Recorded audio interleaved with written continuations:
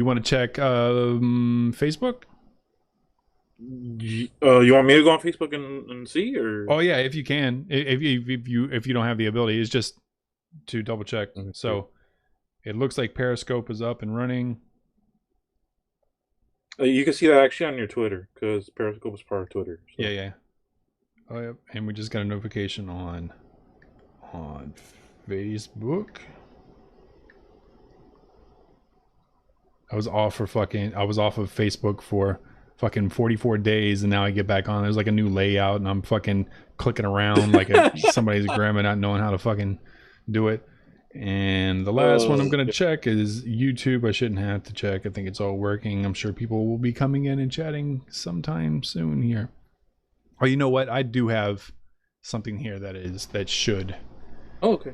bring back in. So what's going on, everybody? This is Shane here, and today I have with me once again the awesome and the very smart and very talkative Raul from Cosplayfame. Woo! Hi guys. So we're gonna have this is gonna be a fun one. Yeah. You know, I was doing some test streaming yesterday, and everything seems to work well, and I'm hoping that this will work right again. So we're probably going to do this a couple times, Raul, where Yeah. we are going to have you sort of introduce yourself. Yeah. The one thing I do want to do before we really get started, I want everybody to just say hello in the chat so I can make sure that that is working. Because the last thing I want is for us to miss any of your wonderful comments. So what we can do, Raul, as a test Yeah. on this, if you have your phone there, let's just Yeah. go to whichever platform and Okay. just hit test. Let me see if that pops up. Oh, it works on YouTube. Go. What we can do, Raul, as a test on I'm this. sorry, guys. Cool. What up, Samantha? Hope everything is good. I got my buddy Raul over here, and he is ready. You know what, Raul? There was one thing that I forgot to do. Yes. I want to make sure that when one of us are talking, the other one is up in the screen, like in the Okay. corner. So this is what we'll do. Okay, Yeah. take a deep breath.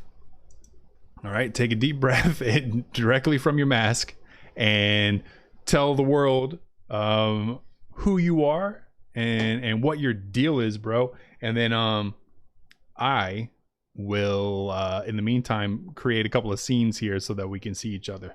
Okay? Sweet. All right. And go.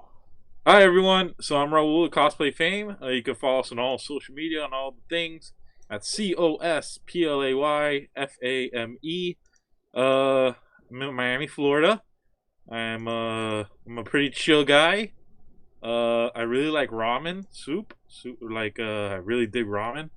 Let me see. Uh, I'm into like old Spanish music. If you guys ever want to have like a nice fun song to listen to in the summer, there's a group called I think the Papayos or something like that, and the song's Maria Isabel. Talks about going to the beach. It's a really great song. Makes you feel all happy and nice and summertimey, especially during a pandemic. Excuse me. What Keep else going, do I? keep going, keep going. Okay. God, Jesus. I like fishing. Like I'm that guy who has a Tinder, who has the picture holding a fish. But I really fish. It's not a thing. It's not just like I just take the picture of the fish. I do fish. I love saltwater. We discussed this on an episode ago about how much We I did. love fish. A very weird episode. It was a pretty weird, crazy episode. I enjoy most foods except broccoli. I hate broccoli. Broccoli is the bane of the existence of food. Don't know why people like broccoli. Broccoli and cheese soup is just an excuse to eat melted cheese. Uh, and what else? Eh, I'm a really '90s kid in the sense that like I fell in love with like old alternative rock bands like Nine Inch Nails, Pearl Jam, Soundgarden. And yeah, I played football for a little bit. I'm really into wrestling, even though I'm 32. Um, let me see. My favorite dinosaur is Stegosaurus. We discussed this.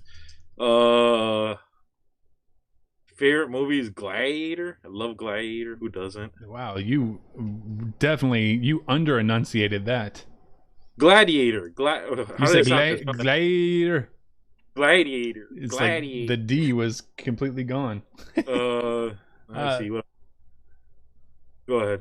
oh, nothing. I've got nothing else. So I think that we've got it all set up here. I think we are finally fucking good to go. And Raul, Yes. it shows me that all of the chats are coming through, Oh, and it sweet. is showing me that when I chat from out of here, everybody is seeing it. So we're simulcasting, motherfuckers. Woo! Simulcast. This is a big one for me. So we will have. I don't even need my phone on anymore. I can see it all right there. We will have. We are going out to Facebook. Yeah. All right. We're going out to my personal Facebook. We're also going to the MDQ Facebook. We are going out to the MDQ YouTube channel and the MDQ Twitch channel and the one that nobody is using, the MDQ Twitter page, which would be via Periscope. We're It's good. okay. This Yeah, is gonna be a fun one, man. This is gonna Yeah, be a fun dude. one. Feel it. Feel it. So Like Phil Collins. I feel in the air tonight. yeah. All right. So we've learned a little bit about you Yes. and everything that's going on here. So the first thing I need to ask, because Yeah. I am, you popped on with this get up. Yes. You were talking about the bane of your existence, and right now you look like a how do I put this politely? You look like a dollar store bane. Like pretty much, yeah. yeah. Even though he was a visionary, he closed down. I don't know if you've seen that meme already. Closed down a sporting event. He locked down the city. He was a visionary. That's a valid point. Also, I haven't seen that. You got to share. Listen, if you want me to see any of these memes, you have to send these memes to me via. I will send you. Yeah.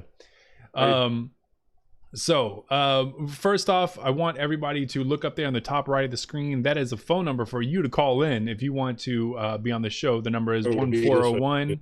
Yeah, 1-401-646-0440, and then make sure you smash the PIN code as well, 753-748-040, and the pound sign or the hashtag sign. You just got to make sure that you smash that so that, you come in.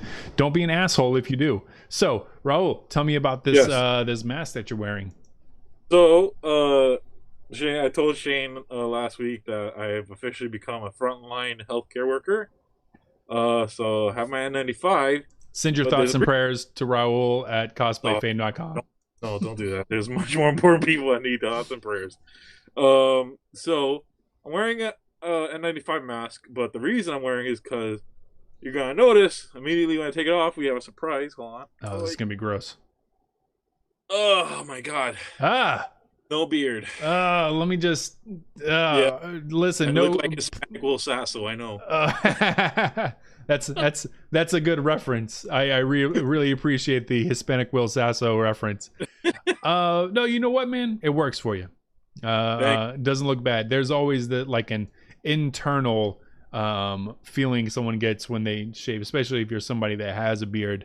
Like myself, you have much more courage than I do, not only because you are on the front lines of this pandemic, but I am not very secure in my jawline, I guess you could say.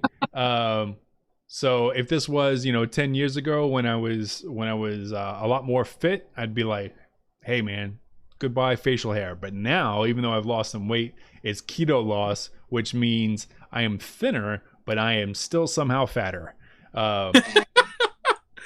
Whoever thought that face fat is the hardest fat to lose? It is the worst, man. Actually, for me, the worst thing is love handles. I have got the worst problem with that. But we're not here to, talk about how sad I am with my body shaming.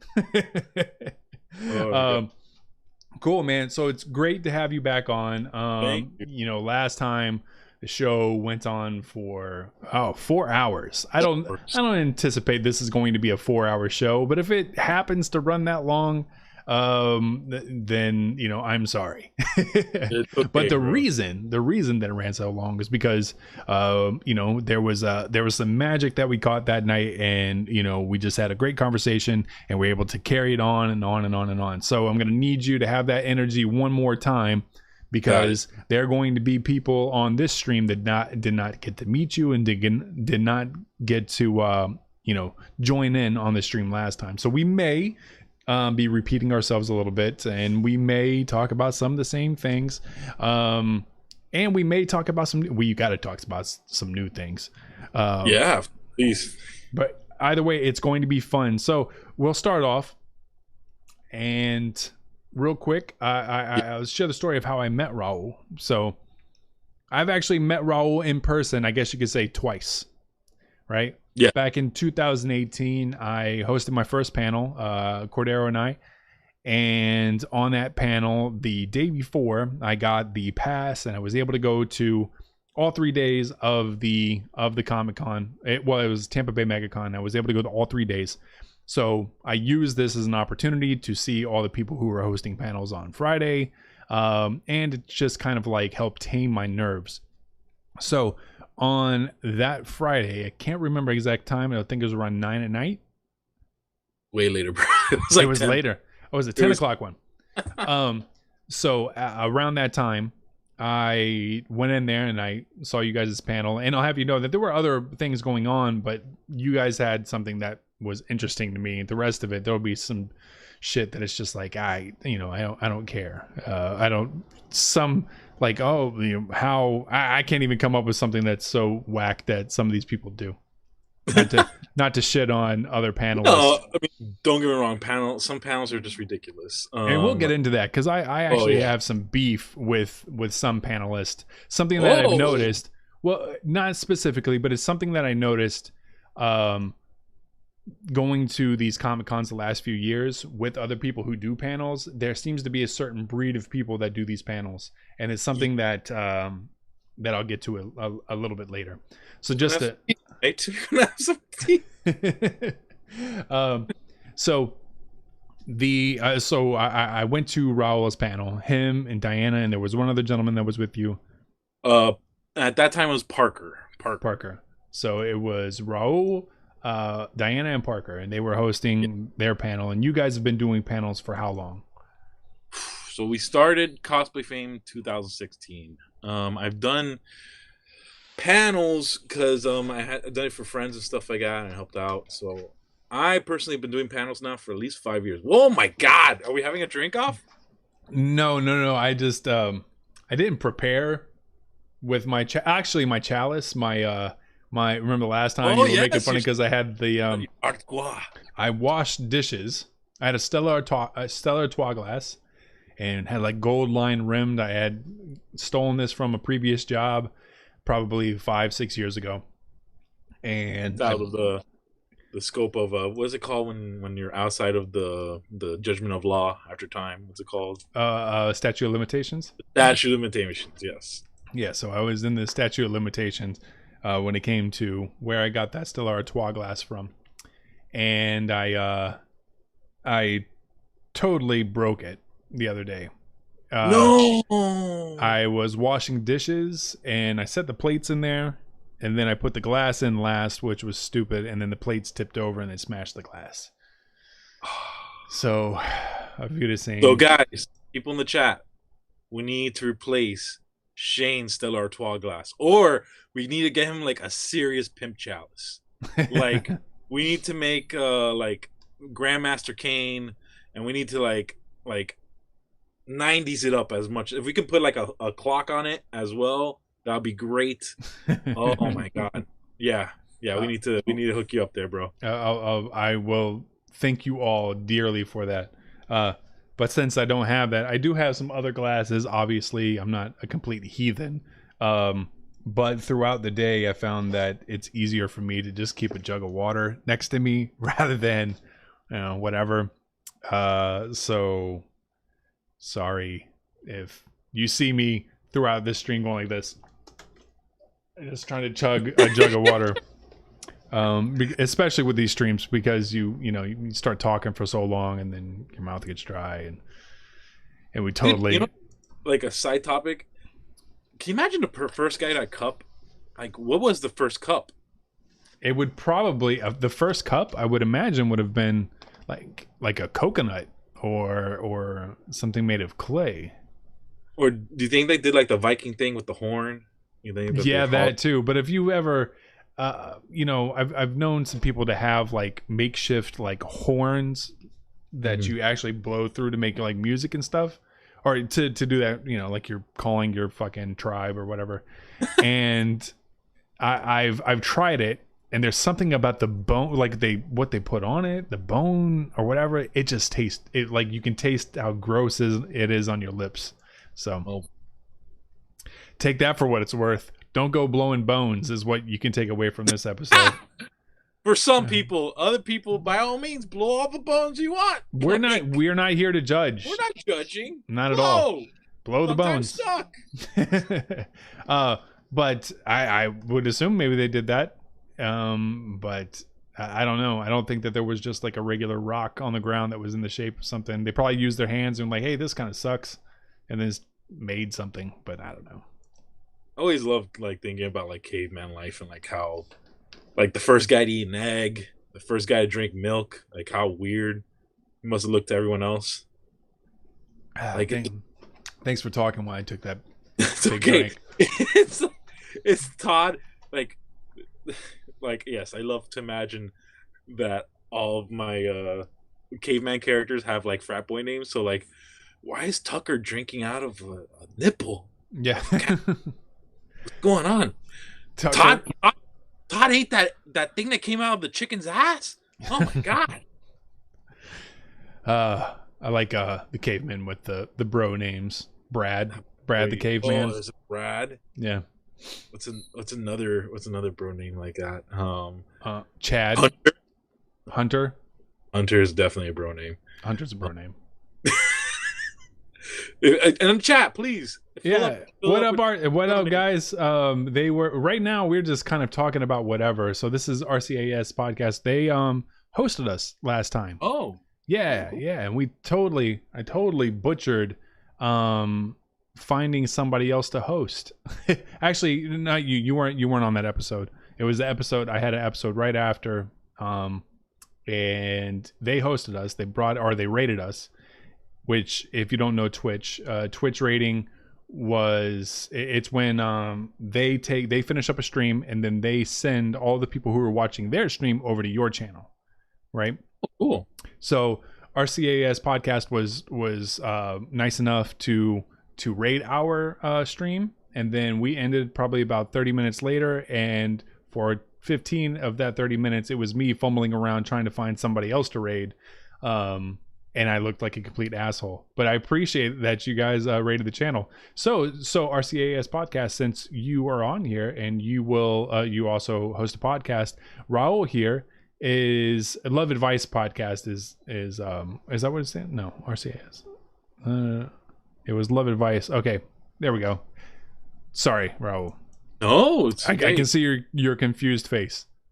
Love Advice show was the people who rated us. RCAS podcast was with them in the raid, and they came over.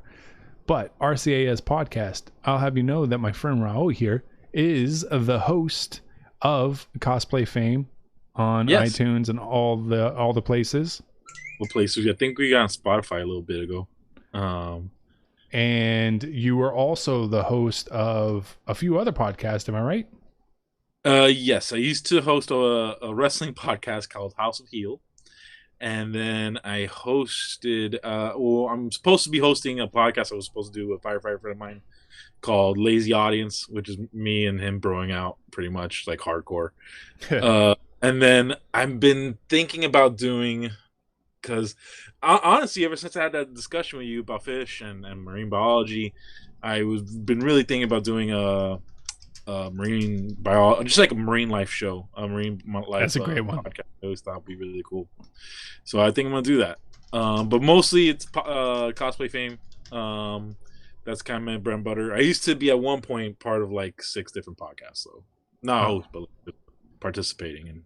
Yeah, I remember I contacted you. Was it probably last year sometime? And I was like, "Yeah, you still doing all this and whatever?" You're like, "Not this one anymore, not this one," because there was it was like a wrestling podcast and some other things, and you were like, "No, I just didn't have time for that." And it happens, man. I as proud as I was of the the podcast that I started in 2017 with Danny and Cordero, that it's something that's very hard to continue on. It's something that I definitely want to bring back, but I don't blame you at all for not continuing on at a top rate. So we have a question from RCAS podcast. It says, so are you making your own masks to wear out? Because I actually was thinking that this is the perfect time to go out dressed in full gear. Yeah, I mean, go. I mean, if you want to dress up like Scorpion or Sub-Zero from Mortal Kombat, this is the time, homie. Like, no, but there are people. Thankfully, the hospital I'm at provides masks, provides surgical masks sometimes. Yeah, just to clarify, Raul works at a hospital. Yes. Yeah. Yeah, we're at a hospital here in Miami, Florida. I want to say it yet. I'll say it probably some other day. But so the hospital I work at thankfully provides masks. Some hospitals are really fervent about the masks that they provide being the ones that you wear, because they don't want to. They want kind of uniformity, because the more uniformity there is, people are not like questioning like, oh, does this lady's mask work because of the different mask? But when you're outside of a workplace environment, yeah, definitely make your own mask, wear your own mask. If you want to dress up again like Sub-Zero or Bane or any character you wish, I think it's a fun time to do that. We need some levity in this time right now, so definitely. That's actually a fucking brilliant idea. That's something that people should be doing now. There should be some sort of, under certain, restrictions, of course, but it would be awesome if there was, people were kind of doing this roaming cosplay where people were covered up, or it's cosplay from home or something like that. Like, show us your pandemic cosplay, for lack of a better way of putting it, where you can dress up like Sub-Zero and Scorpion. You can dress up like Deadpool, Spider-Man, all these other characters and stuff. I think it's a great way to do it. And so I think RCA's podcast and you, Raul, have definitely come up with a fucking brilliant idea there. Oh yeah, definitely. If you guys want to check out a social media of a guy, he actually works at the airport down here in Miami, but he's a relatively famous cosplayer here in Miami. His handle's S15 Costuming, and he also has a Twitch actually. Check him out. He does like a really famous that even got featured on like Bethesda's websites and on Fallout's websites. He does like a lot of Fallout cosplays. So it's funny, he was comparing his Fallout post-apocalyptic cosplay to how he actually dresses at work, and it's hilarious. It's like what you expect and the reality of the situation. So you don't have to make any masks because you have something that hold on a second, I gotta mention in chat. What's it going to take to see you in a Wolverine costume?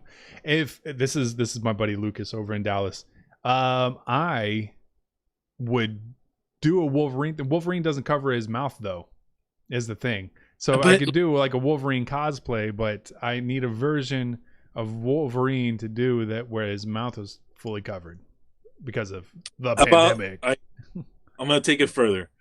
I will donate $30 to any charity of Shane's choosing, including funding my dumb question. We are but charity. You gotta do a stream. You gotta do this. The deal. And Lucas, help! Come on, peer pressure always works. So, you need to do a stream. Every sentence you end has to end in bub. But oh, come on, guys in chat. Just an entire stream of me going, hey, Raul's on here. Tell us wherever you're from, bub. Just that's my Wolverine. That was, what I think I could do. I could do better. I feel like Congress' response to the to the pandemic was very slow, bub. I watched a little bit of the X-Men cartoon yesterday. Shooter in the Stash is in the chat over from YouTube, and Shooter in the Stash, we did some voiceover for him and his channel. He's an animator from the Tampa Bay area, and they dropped a wonderful, and you'll be into this, Raul. He dropped an awesome video today. It's a Florida Man concept where he takes true stories that have happened in Florida and then animates it, and that's the gist of it. So I got to do some voiceovers of a guy who and I didn't. Here's the thing: I did not know this was a true story, but I guess there was a guy over here in the Bay Area who was stalking a girl because they stopped to watch a bunch of manatees fucking on the Causeway Bridge. It's called a manatee ball. This is something I learned completely from Shooter in the Stash. And I got to do the voiceover for the guy. So that episode dropped today. So if you guys are in there, Shooter, go ahead and drop the link there, and I'll post it so that everyone can go check out the Florida Man animated series. Not only that, he said it's a great time to do a Bane costume. So this is the third reference to Bane today. I mean, you're blinded by the darkness. You only accepted the darkness. I've done the Bane voice so much. Yeah. If you ever want to laugh about Bane, there's this YouTube channel called the Aeronauts that did Bane outtakes from Dark Knight Rises, and it is hilarious. It will have you cracking up for at least a good week and a half. It's one of my favorite things to watch on YouTube every once in a while. What's the name of it again? It's called Bane. Just type in Bane outtakes. Okay. Oh, YouTube. Is it like a bad lip reading? It's like a bad lip, but it's amazing. It's hilarious. Since Shooter is there, and since you were talking about Florida Man, can I tell you my favorite Florida Man story of all time, which is also my favorite Miami story of all time? Is it about a face-eating man? No. You see, everyone, that's like the most infamous Florida Man Miami story, but there's a better one. All right, go ahead. You ready for this? Okay. Yep. Shooter, I hope you're listening. So, and you can find this in the Miami Herald. They did a post about it. In Miami, there's the Metro Rail. We have a Metro Rail system in Miami. Alongside the Metro Rail system, we have an automated, smaller Metro Rail system called the Metro Mover. Mm-hmm. And it only operates in downtown Miami. It's really just to transport people from the courthouse, downtown, stuff like that. The story is the people going to work, so lawyers, judges, office workers, are going into the Metro Mover. When the doors open in the Metro Mover, they are greeted by a 4-foot hammerhead shark alive in the Metro. How did it get there, you may ask? So, on South Beach and on the beaches here in general, sometimes people fish. You're not supposed to really be fishing where people are swimming, but people do it anyways because people. And so people were fishing there in the middle of the night. They caught this 4-foot shark. They decided, we're going to try and take it to the marketplace alive to see if we could sell it because the meat quality would be better if you sell it live. That's what their thought process was. When they didn't have any normal transportation. So they're like, screw it, we're going to get in a Metro Mover with a live shark. How did they get that happen? I don't know. Middle of the night. People are crazy. So they walk in the Metro Mover with the shark. The shark bites one of the guys. The guy, they both drop the shark and no, we have to take off. We have to go to the hospital. You got this crazy shark bite on you. So they leave the shark on the Metro Mover alive, go to the hospital to be found by people going to work the next day. That is my favorite of all time Miami Florida Man story of all time. That's going to be hard to top. I can't say that I have any. I've and I think I expressed this to you. I have a little. I know you have a hatred of it. I do. I a little bit. I love the concept of Shooters animated series. But I have a little bit of beef with how people take and run away with the whole Florida Man thing. That's my own thing. As a Floridian, I have a little bit of beef with. You don't want to feel like Go ahead. I was saying with how some take it too far, and then they kind of they'll take stereotypes and extrapolate from that, and then it'll be some shit that doesn't even really like apply to Florida. You know what I mean? If that makes sense, it'll be some like, oh, Florida man, then it'll come up with some fucking stereotype, and it's like, no, motherfucker, we're not from Wyoming. You know what I mean? That shit doesn't make sense. But yeah, that's my own little rant there. You know, I used to believe that Wyoming was like not a real place. I used to believe that like Wyoming was just like it's not. I don't know. Who told you that was real? Have you They're ever a met fucking anyone liar. from Wyoming? I've never met a single person. I have because You have? I went to Wyoming. When I was living in Dallas, we took a road trip. We went to we drove to Colorado, which is about a 7 or 8 hour drive from where we are in Texas. So we were able to get there in a day. And then when we got to Denver, we were like, well, fuck it. Wyoming is only 2 hours north. So we went to Casper, Wyoming, I think it was. And yeah, so I met people from Wyoming. That's the only time. Uh-oh. No, wait. I'm just...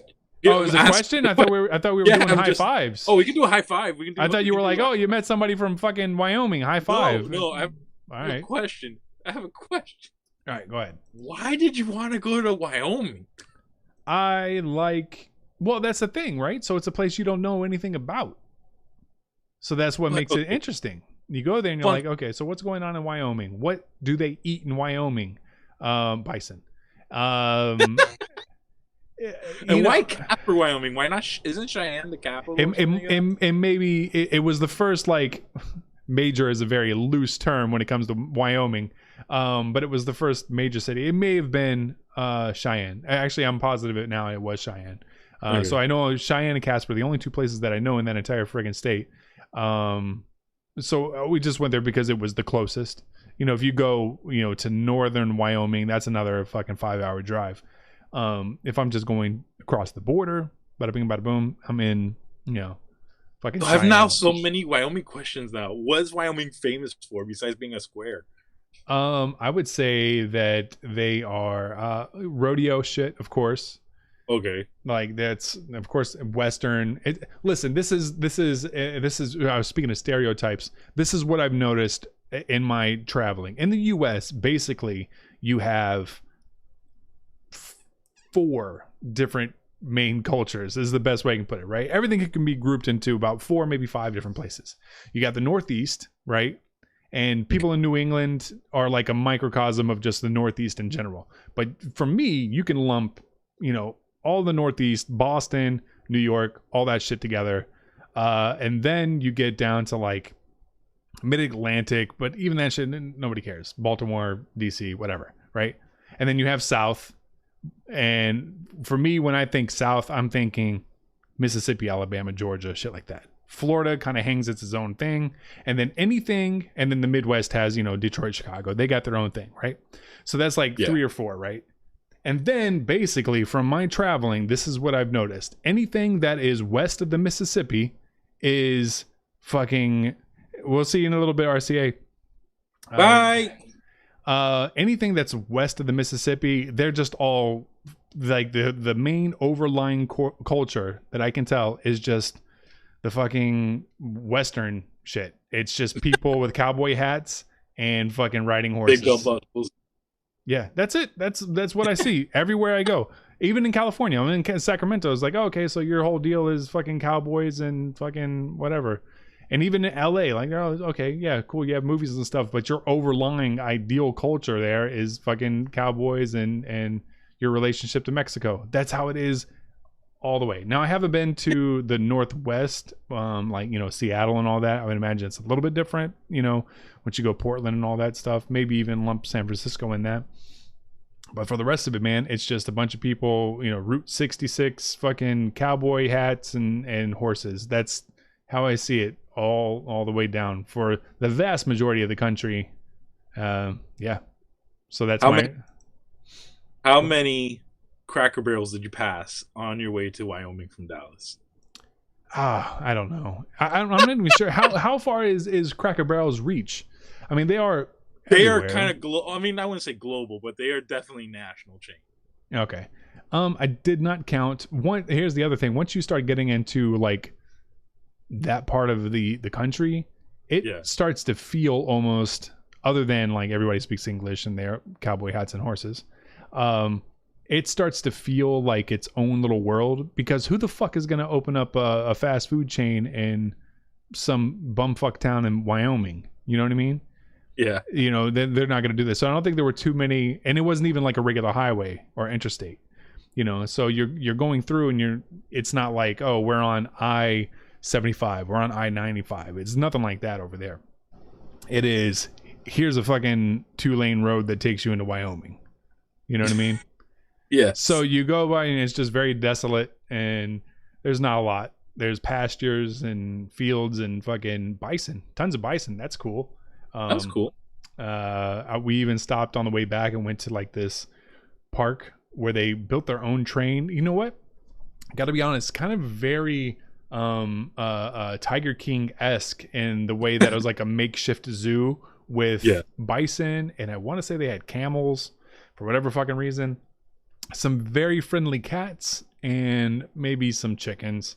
But the big thing was you get on this bus with some people who are definitely, if they were living in fucking Oklahoma, would have been working at the fucking Tiger King fucking village. And it was they have a bucket on there with like these, it's like basically big ass dog food, and you feed the bison from the window. Oh, was it fun? Was it like interesting? Have you ever fed a bison? Not really. I fed a cow. Then it was fun. A giraffe. It was cool. Yeah. A giraffe is like a long-necked bison. Okay. They all got the same tongues. As far as I'm concerned. Did you guys make an emotional connection? Did you and the bison like spiritually connect at one point, or no? Why is there a rando? Hey, what's up? how's it going, bro? Everyone's seeing your ass. Oh, hey. Oh, Yeah. bye. Hey, bye, guy. That was fun. Yeah. I have no idea who that fucking was. Yeah, that's pretty interesting. I was like, yeah. Yeah, no, I appreciate the, you know, I appreciate It's that. watermelon, I think. I saw Anyway. some watermelon. I was probably mango. Oh. What the fuck was I talking about? I We're got talking thrown about off. bison and the emotional connection you formed with the bison. Yes. I still am friends with them on social media. I haven't reached out to them since my hiatus. So. Oh my god.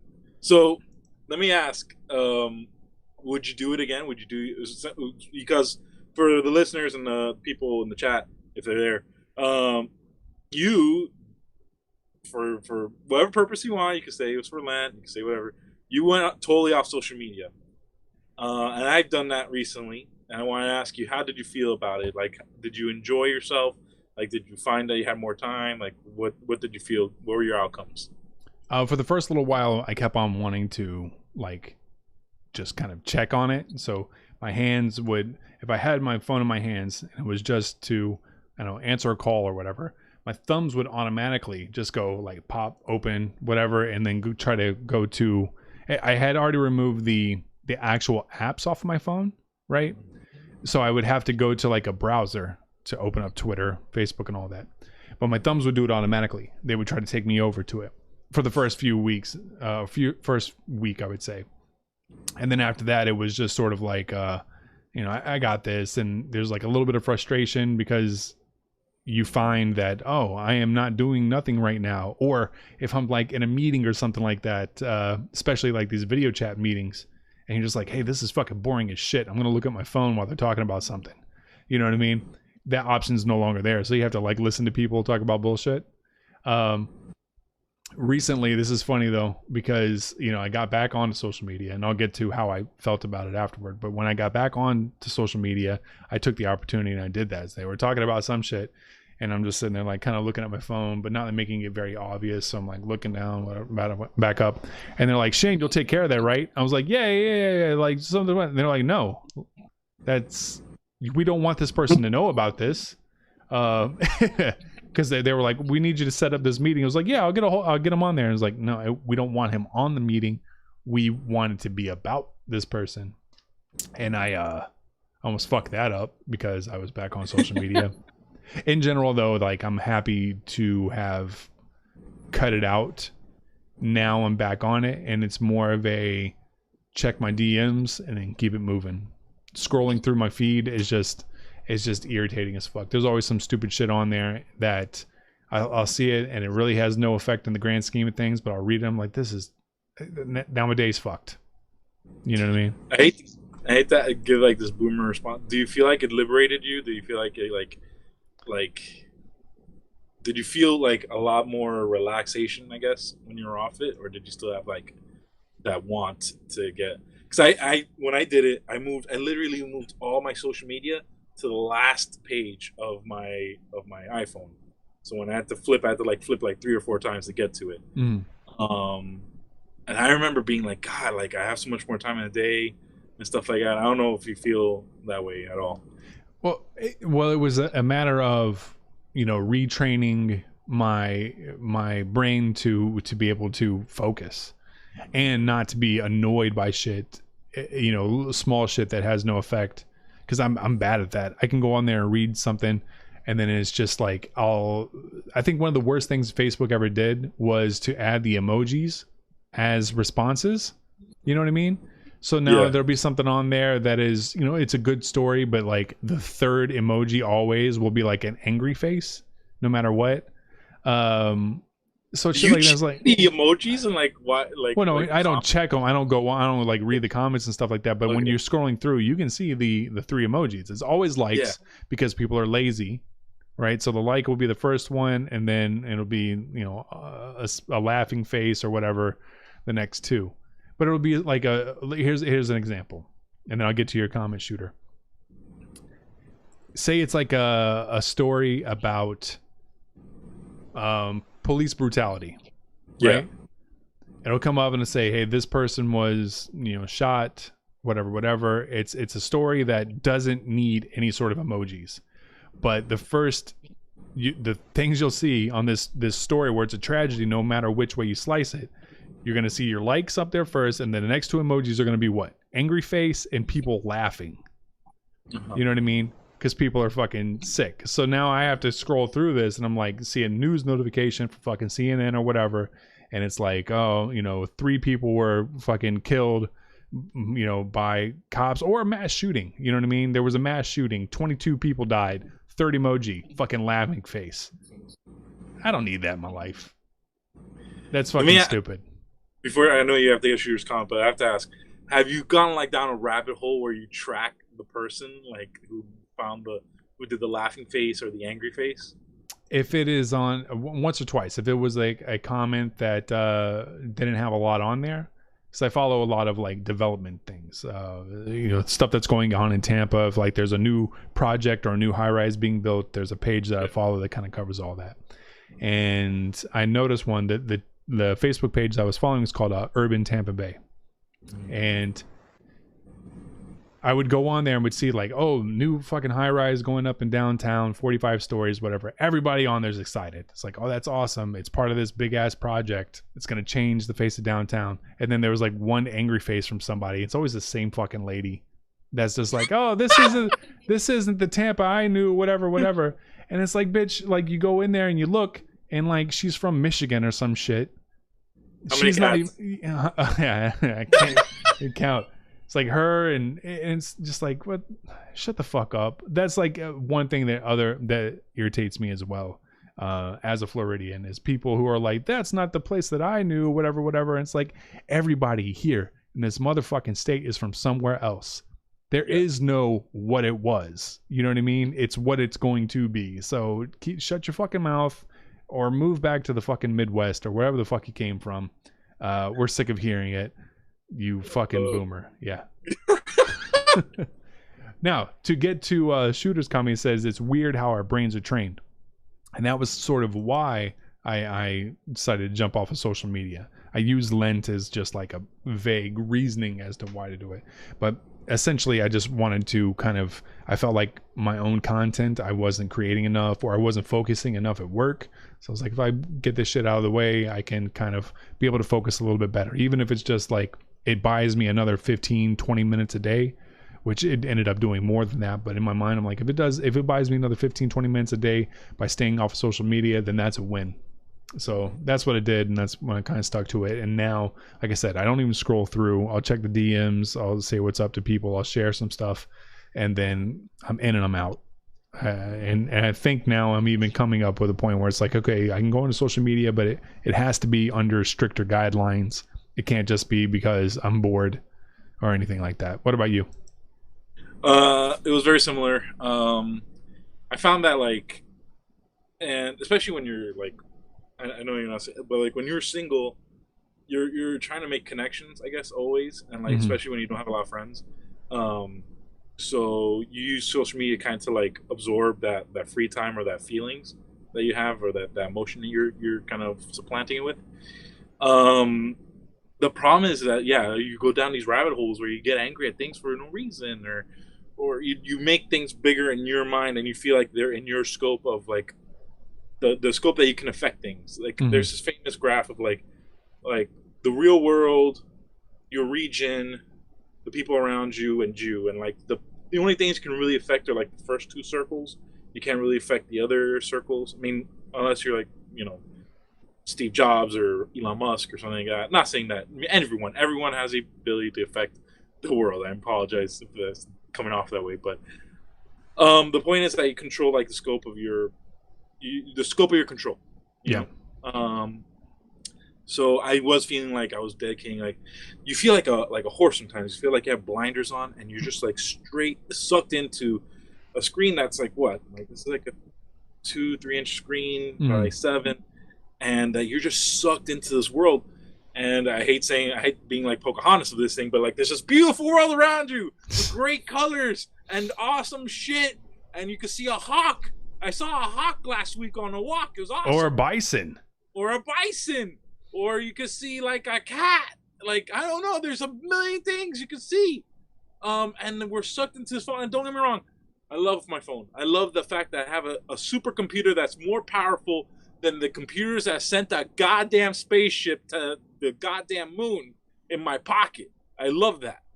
But on the same time, I think like if I can like even go like Ian Malcolm from goddamn Jurassic Park, we don't respect that power. Like we don't like give it the due diligence it deserves. And basically I got off of it, man. I remember I was the first week I remember being like, did you say you golf?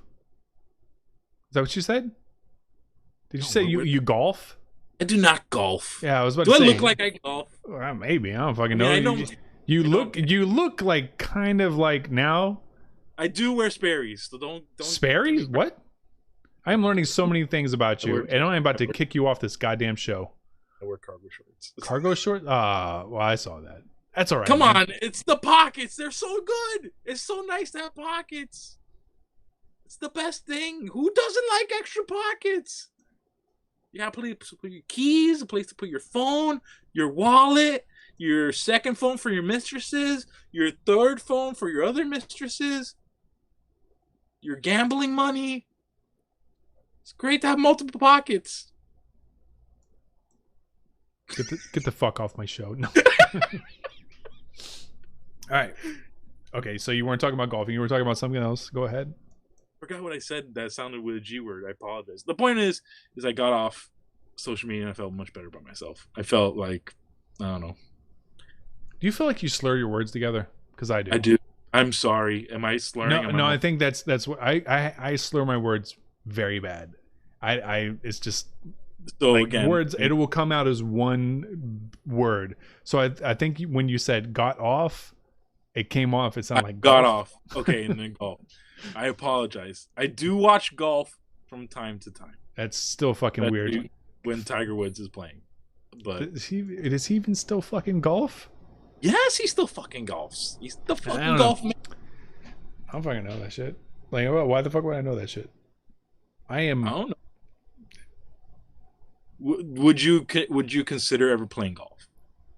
I golfed once. Have you played mini golf? I have mini golfed. I have golfed once in my life, like legit golfed, right? When I was legit, me and my friends went out to some golf course up here, and we got the golf cart. I don't even know if I was like driving like regular at the time, So we're in the golf cart. We're just like fucking riding, and we are being complete assholes. Apparently, I didn't think we were being that bad. But after we got done, we parked the cart. And we were about to leave. Guy that works at the park comes up, works at the green, whatever. What the fuck do you call it? Golf? The greens. The golf arena. And he says to us, he goes, "Hey, don't ever come back." So that was my experience with golf. My first experience with golf. Otherwise, I've done the whole fucking top golf shit. You know, there's one over by where my girlfriend lives. And I go up there and I'm just Happy Gilmore in that shit. You know what I mean? Like every swing is like I'm trying to hit a home run. How many times when you swing at a golf ball do you have like a Happy Gilmore quote like loaded up in your head? All in the hips. That's a good one. Or too good for your home. That was always my favorite. My girlfriend and I rewatched that probably about a month ago, and it held up. I am happy to say that Happy Gilmore held up. Actually, we watched 2 movies that day that were quote unquote throwbacks. We watched Happy Gilmore, and we watched Don't Tell Mom the Babysitter's Dead. Don't Tell Mom the Babysitter's Dead came out like 4 or 5 years before Happy Gilmore, and it has aged 20 years more. You could play Happy Gilmore now, and it would still feel like a movie that came out within the past 5 years. Don't Tell Mom the Babysitter's Dead. It felt like some shit that came out back in the fucking early 80s. You know what I mean? And it came out in 1990, I believe. Yeah. It's nuts. I apologize to ask this. What is Don't Tell Mom the Babysitter's Dead? Who's in this movie? Christina Applegate is probably the biggest name that was in it. Her mom is like, I'm going to Australia. So her mom hires this a babysitter, hence the name. And then guess what happens to the babysitter? She went on a lovely dinner. Okay. She dies. Yeah. The babysitter dies, and then the kids all have to figure out how they are going to handle this. So they take the babysitter, they put her in a box, and they drop her off at a fire station. You know, just her corpse in a box. And then Christina Applegate's character goes to the city, because that's how all those fucking movies were back in the day. It was like, oh, we live in a fucking trailer. I'm going to go hop on the bus and go to the city and get a working woman's job. So she's like this fucking kid, 16 years old, smoking cigarettes, weirdly enough. She's like, like in the movie, she's supposed to be 16, 17 years old. And she's just like, hey, ma, you're going to fucking Australia? Okay, fucking, did you leave us any money? And she's smoking a cigarette. And I was like, that's fucking weird. And anyway, yeah, so she goes and gets a job for like some marketing agency, like a design firm, clothing design firm in like LA or some shit like that. And yeah.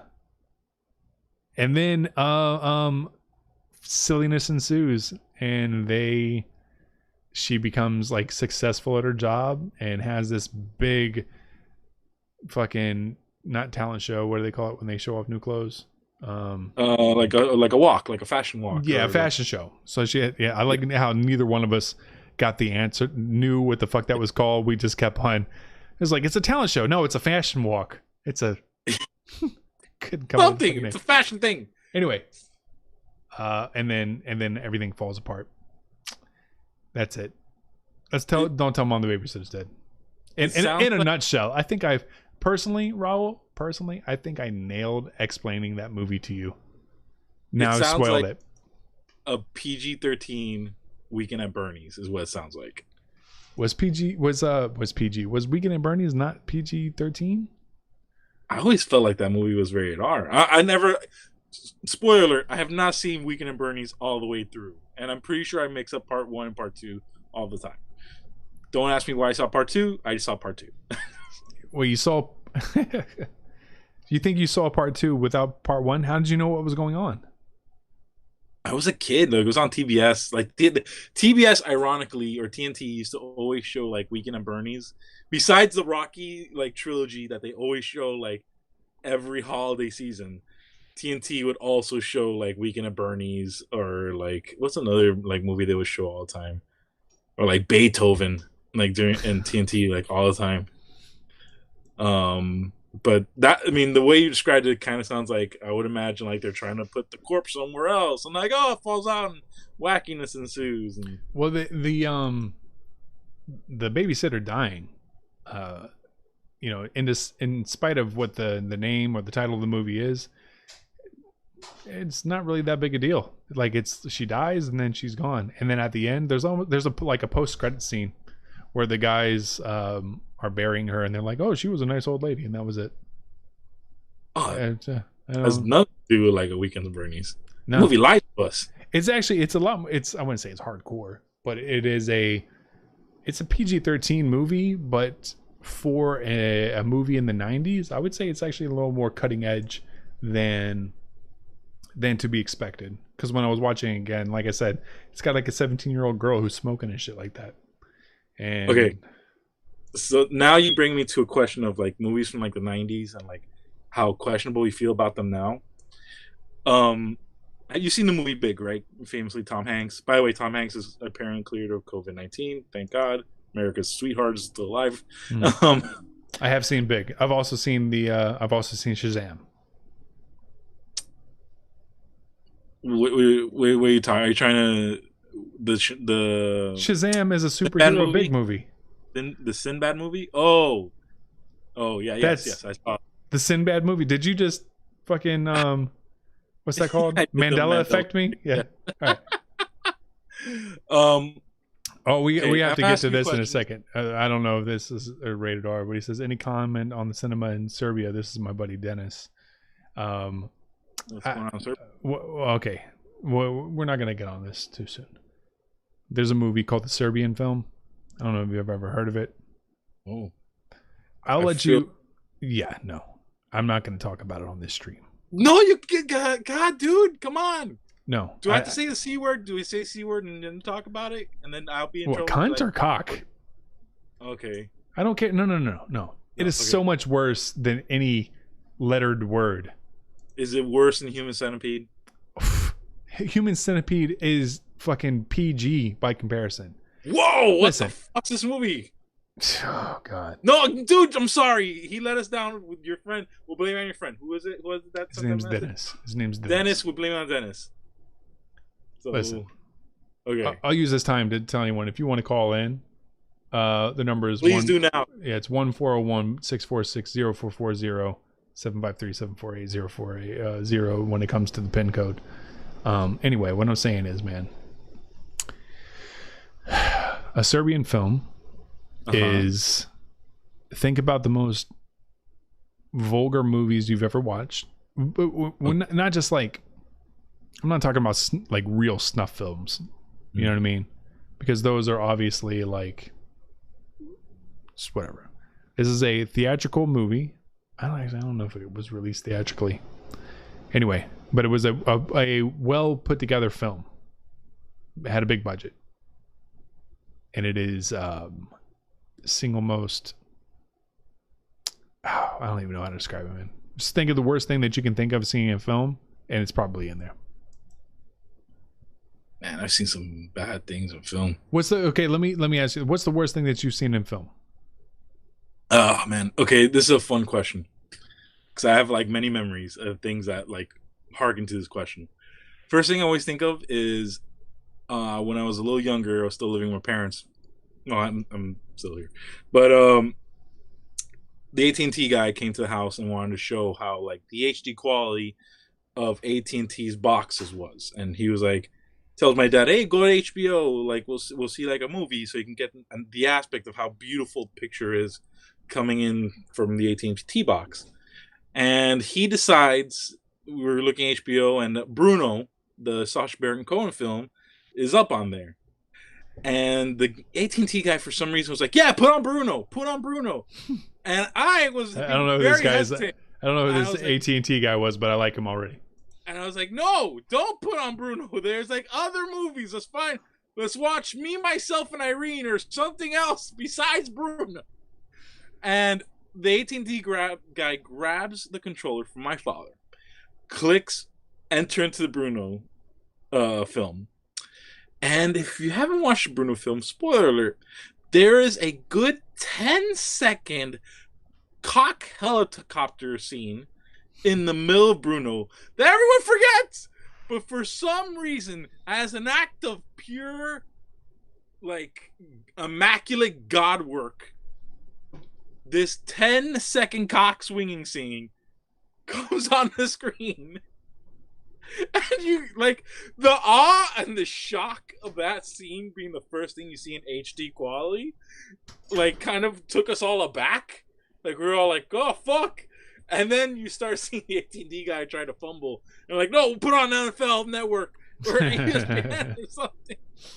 So I always think, even though Bruno's a good movie, like, it's just that in the middle of that movie, there's goddamn 10 seconds of cock swinging. And not like a nice, pretty cock, like a very vulgar cock. That ain't shit. That ain't shit compared to Serbian film. The only other thing I could think of is when I lived with my ex. She watched the film series Nymphomaniac. I don't know if you ever saw that, or Nymphomania. It's crazy. There's a lot of really good actors in it. Shia LaBeouf was in it. Stellan Skarsgård's in it and stuff like that.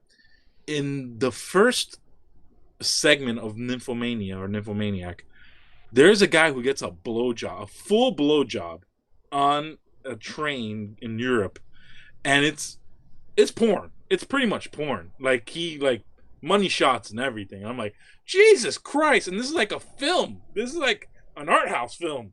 And I'm like, God. You know, one time we were flipping through something on Netflix, and a Netflix movie started off like that, like straight up, like porn. It was, yeah. It like blew my mind. I was like, what the fuck? Like, are we watching you porn? Is this not Netflix? It's not HBO? This is RedTube or any other channel you know purvey? How was the color grading? It's great. It was great color grading. It looked like Roman. Bad choice. But like, it was like a very good cinematic director was shooting it. But it's just something that's just it just strikes you. It's like it takes you out of the movie for sure.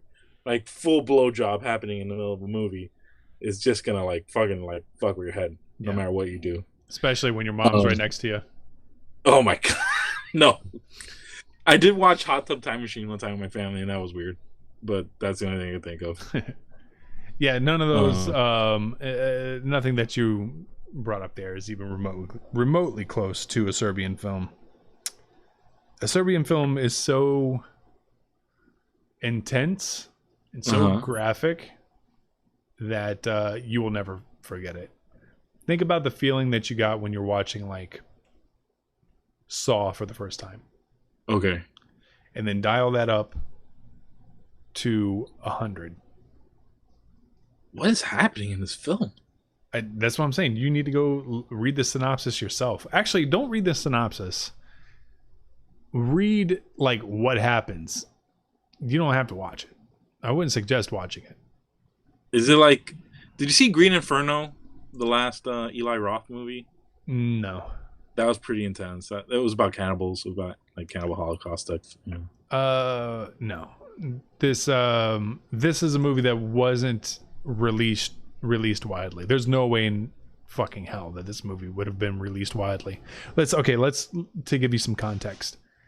They have written about this movie and basically determined that the graphic nature of this movie came from the fact that the people in Serbia, Bosnia, and that part of the world had seen so much shit during their wars in the 90s that this was a way of expressing that sort of like whatever. You know what I mean? So like here's a general synopsis.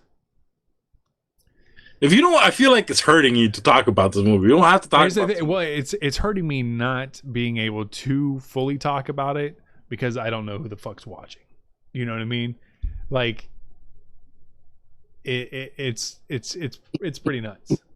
The only thing that I can think of, like the way you're feeling, the only thing that's ever made me feel this way, like about movie.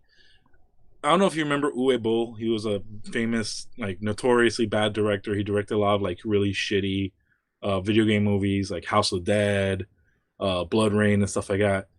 his last movie he was going to direct, he was going to do a movie just talking about Nazi concentration camps, and like specifically like the gas chambers specifically. Like there's a famous trailer out there of he's in the movie.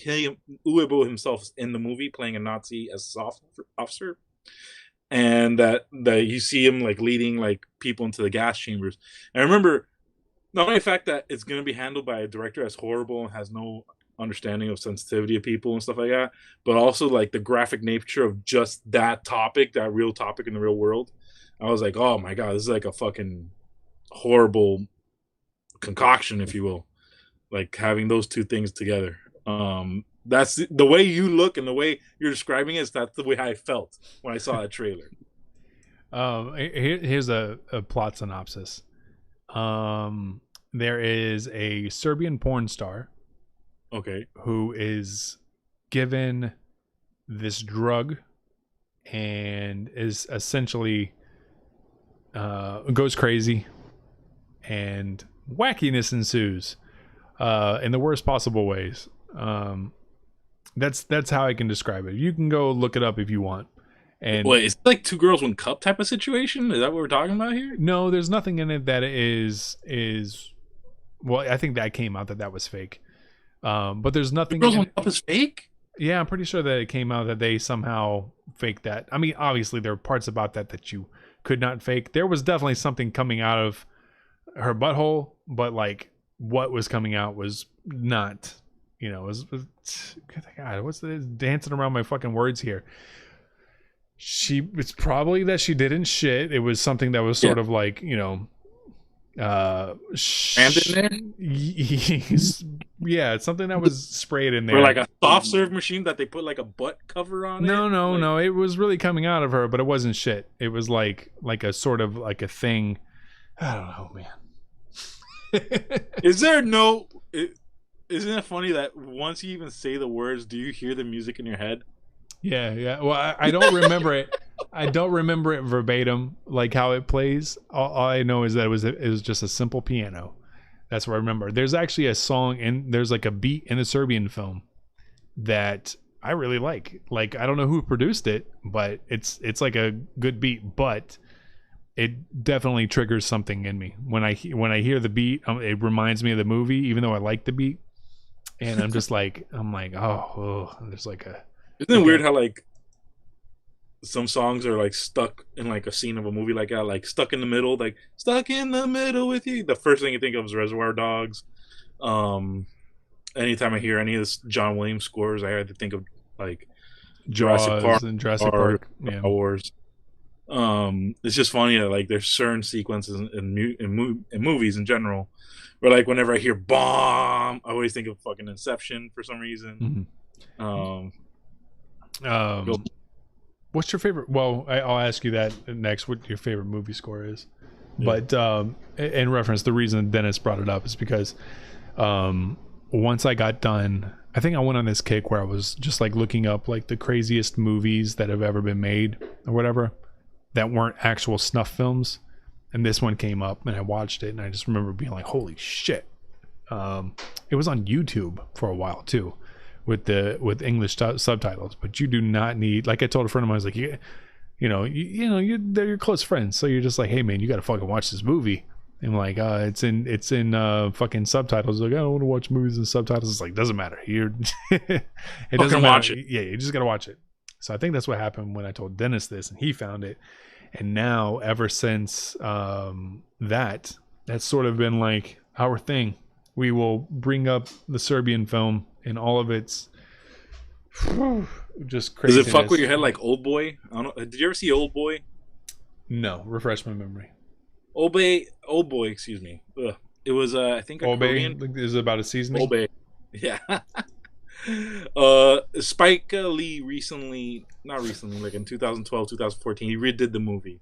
Okay. But the end of that movie is extremely fucked up in both. It's the same, pretty much verbatim, the same movie both times.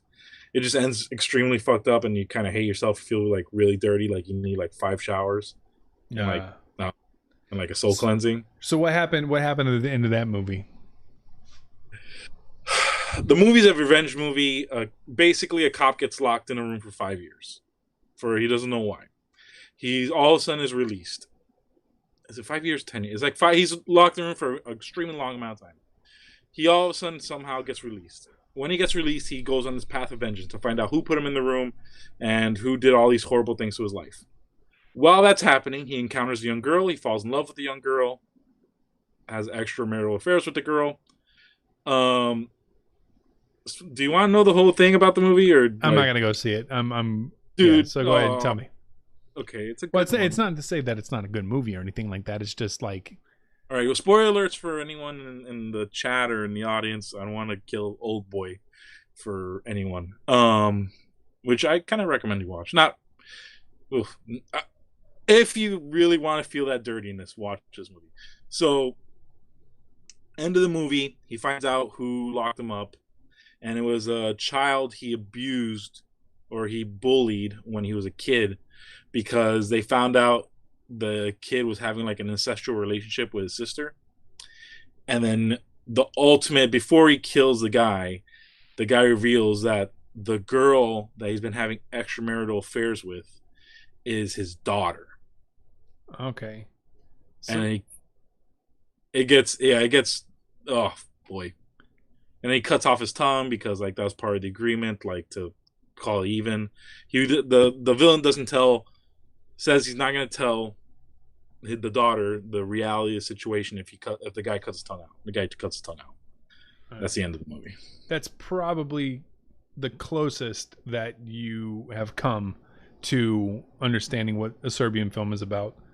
But I will say not even that is as bad. That's still like, if a Serbian film is a 10 on like fucked up level, the end of that movie is probably a 5. Fuck, bro. Yeah. What are you watching, bro? It wasn't like I was like, Did you sleep after you watched this thing? not very well. No, not for a while. Still have nightmares. How many puppy videos did you need to like wash your brain out with? You know what I like to watch when I like to watch animals falling asleep. Oh, that's a good. Yeah. That's a good. Yeah. It's like, I am not embarrassed of that at all. I enjoy just watching animals get tired, and then I Planet get tired. Earth is like my. That's definitely my night cool. Planet Earth for sure, or Yeah. my ambient. That's a good Oh, one. so gentle, and Richard Attenborough has that voice that you're like, oh, he's like the great like English grandfather you always wanted in your life. Yeah. Yeah, so you can go look up a Serbian film at your leisure, and the end of it, there's a bunch of fucked up shit that leads up to the end, but the end of it, no, I take that back. The end of it is definitely the worst, but there's a point in the middle that is also pretty fucked up. All the other stuff is like regular fucked up. But, Okay. you know, like there are movies like Saw or whatever that have, you know, dipped into that, but What will you put number 2 under this movie?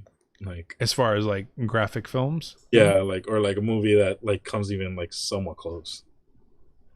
I guess it would have to be those sort of like Saw films, or even the movie that you said that's got a twist and is definitely kind of fucked up. But it comes from it's from that same time frame too. That how fucking shocking can we make a movie be? That's where this came from. You know what I mean? So Do you consider that art? Like when people like try to push that limit? Like that? Yeah. I mean, you have to know though that this movie is not going to be seen by anyone. It's going to disgust 99% of the people. Actually, it should disgust 100% of the people that watch it. But with that said, there has to be a slight appreciation for its ability to do this and bring something to the table in a way that is still like you're watching like this is a film. This isn't just a series of cringy images or whatever, you know, like that. You know what I mean? This isn't just like a bunch of like, you know, crazy shit just to be crazy. They have written a story. There's a plot. There is, you know, everything. It's actually a really, okay, I don't want to say really good twist, because if you knew what it was, it would be fucked up to say it's a really good twist. but the end of the movie has a legit like, oh fuck, like an oh shit moment that movies strive to have. Let's put it that way. Let me get situated here. So in that sense, like, it's a film. It is a legit film. It's just a fucked up film. There's lots of fucked up shit about it. That's the best way I can put it. Things like that always make. Go ahead. I was just going to remind people that call in. It's just a regular phone number with a key to enter at the end. So 141-646-0440, and then there's a PIN number, and that is just 753-748-040. Give us a call and chat with us. I think you'll have some fun. Plus, you can give us a call and tell us the most fucked up shit that you've seen in a movie, and maybe, just maybe, we'll get to the point where I will feel comfortable talking about what happened in this movie. Until then, we are going to shift, and Raul, I have a question for you. What is your favorite film score of all time? I've fallen in love with John Williams. There are many great composers, especially film composers out there. Hans Zimmer, James Horner. There's a guy, he did the score for Pacific Rim. I forget his name, but he's really good as well. Man, is the most memorable? Can that also be your favorite or no? Yeah. I have to say Jurassic Park. Man, Jurassic Park is such a lovely. I'm a big film dork. So like John Carpenter, he's a famous sci-fi horror director. He's one of my favorite directors, honestly. He's always described as music in film should be like wallpaper. Like, you should notice it, but it shouldn't overwhelm the film. I don't always feel like that's true. And like where I feel like that is like with John Williams' score specifically. Like specifically with Jurassic Park, not only do you don't need to see the goddamn doors of Jurassic Park open up to get that feeling of you're going into Jurassic Park. The music itself does that and is beautiful. And every John Williams score almost sounds like a fairy tale in a weird way. Almost all of them have like this mystical, fantastical feeling about them, even though they're about like a shark that eats people, even though it's a movie about a goddamn dinosaur park that went wild. It could be a movie about extraterrestrials. All these movies that are like science fiction in nature or have like some science background in nature, they still have like this mystical fairy tale, like you're reading a book feeling. And I always go to John Williams for that. I think of like the George Lucas, Steven Spielberg, Kathleen Kennedy grouping of all those films that they did together, I think honestly the most underrated and probably the most important person is John Williams, because all those movies I feel are successful because of I have a huge boner for John Williams to try and get that. I think John Williams he's definitely has the most scores that I'm just like, wow. Like, I would put John Williams up there as one of my favorite artists in general. You know what I mean? So the Jaws theme, I love that. Jurassic Park is might be my number one, but I think I have a new number one. And my new number one is Portals from Endgame by Alan Silvestri. Alan Silvestri is pretty good. I like his stuff. Like, that's the only one that I can. I mean, he scored a lot of that film. Yeah. But that specific piece, the Portals, that's the name of it, is Portals. And that's obviously the part of Endgame, the final battle, where the portals open up and everybody comes through. He scored that part, and I think that's my favorite score right now. And then a very close second would be the Jurassic Park theme. Let me ask you: do you have movie scores on your phone, like on your music or anything like that? Or yes, keeping in mind that I don't put a lot of music on my phone, but I do have. Funny enough, it is the entire soundtrack from Black Panther. The score, not like the Lamar, not like Run the Jewels or anything. I like them or Kendrick Lamar. It's not any of those. It is the actual score, the film score. Yeah. And it's really fucking good. Like I don't know who scored the I want to see how Sylvester did all the stuff for MC. I think he did all the stuff for MCU, but I gotta check it out. yeah, I'll have to look that up because he just let me bring up a new here. Hold on, let's see. Well, oh shit, that is not where I wanted to put that. No worries. Let's see. Who scored the Black Panther film? I don't know what the fuck happened, but at some point, Bing became my search browser. Even if I go to like straight up like google.com and use that one, it comes up on Bing and it's driving me fucking nuts. You gotta change your default browser. I've done that, and it says Google is your default browser. So, and what else is like, not too long ago, Yahoo did this to me, and I'm sure Bing is a perfectly fine browser, but it just fucking sucks. Anyway, it looks like it was a Nordic composer named Ludwig Göransson, and well, it says and original songs produced by Kendrick Lamar.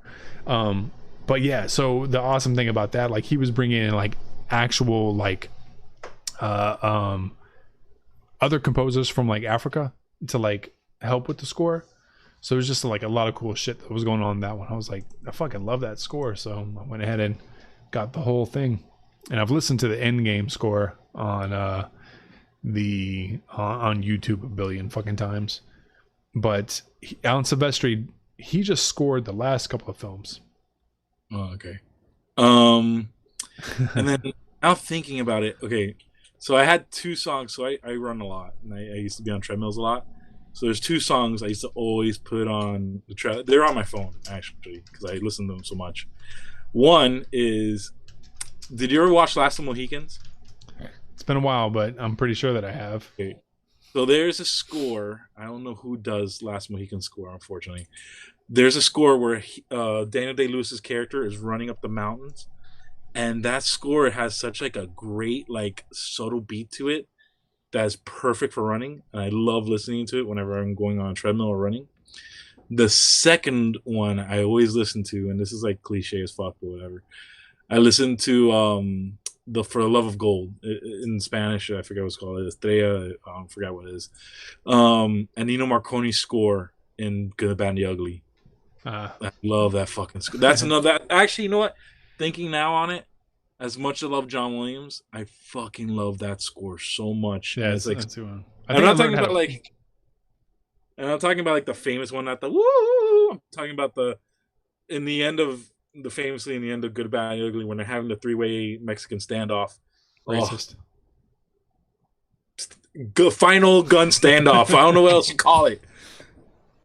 Just because it's famous in the country doesn't mean I'm talking about the people. Oh yeah, okay. All right. Think about the only people that say Mexican standoff. And now you're sitting here with the light blowing a little bit too bright on you with your bald head and clean-shaven face. All of a sudden, it's all right, Raul. Oh my God! I'm not Breitbart Raul. Okay, Jesus Christ. The final gun stand. I don't know what else you call it. A standoff. The showdown. You can't even say showdown. Can you say showdown? Okay, Corral. No, is that racist? Well, no. I don't think that's it's only racist to people from the Western United States, which I've already established earlier today is everything west of the Mississippi. So that's a lot of people to be racist against. That's millions, maybe. Maybe. Oh, so you're talking about your Wyoming story. I have to tell you about the worst drive I've ever had to get somewhere like that, like where it was like a vision quest, like it's a place I had to go. So last year I went to LA to California in September. I went with my ex, my brother, my sister-in-law, and my ex and my brother are huge like Alien fans, and like my brother loves Aliens. The singer from Blink-182 who has like his own alien conspiracy now. Not Tom. Mark. Is it Mark or Tom? Mark Zuckerberg? No. Well, Mark Zuckerberg is an alien though. Mark Cuban. But yeah. Well, no, he's gonna be president maybe. Marky Mark? And the Funky Bunch. I gotta look into that. But Market Supermarket. That's the place that's still open. Those are places that Superman. are still open. Oh, that's also an alien, a legal alien. There we go. We don't know if We got it. We got it. It was Superman. Yeah, it was Superman. So, we go to Las Vegas because you're in LA. You're 4 hours away from Las Vegas. You gotta go to Las Vegas. We go to Las Vegas, and on the drive to Las Vegas, it's like, let's do Area 51. Fuck it. It was during the day of the. It was during the week of the raid, of the Area 51 raid. Oh, okay. And I was like, fuck it, let's go. We literally went the day after the raid was supposed to happen. So we decided to drive down this road. We decided to drive from Las Vegas to, I believe it's called Rachel, Nevada, where Area 51 is located.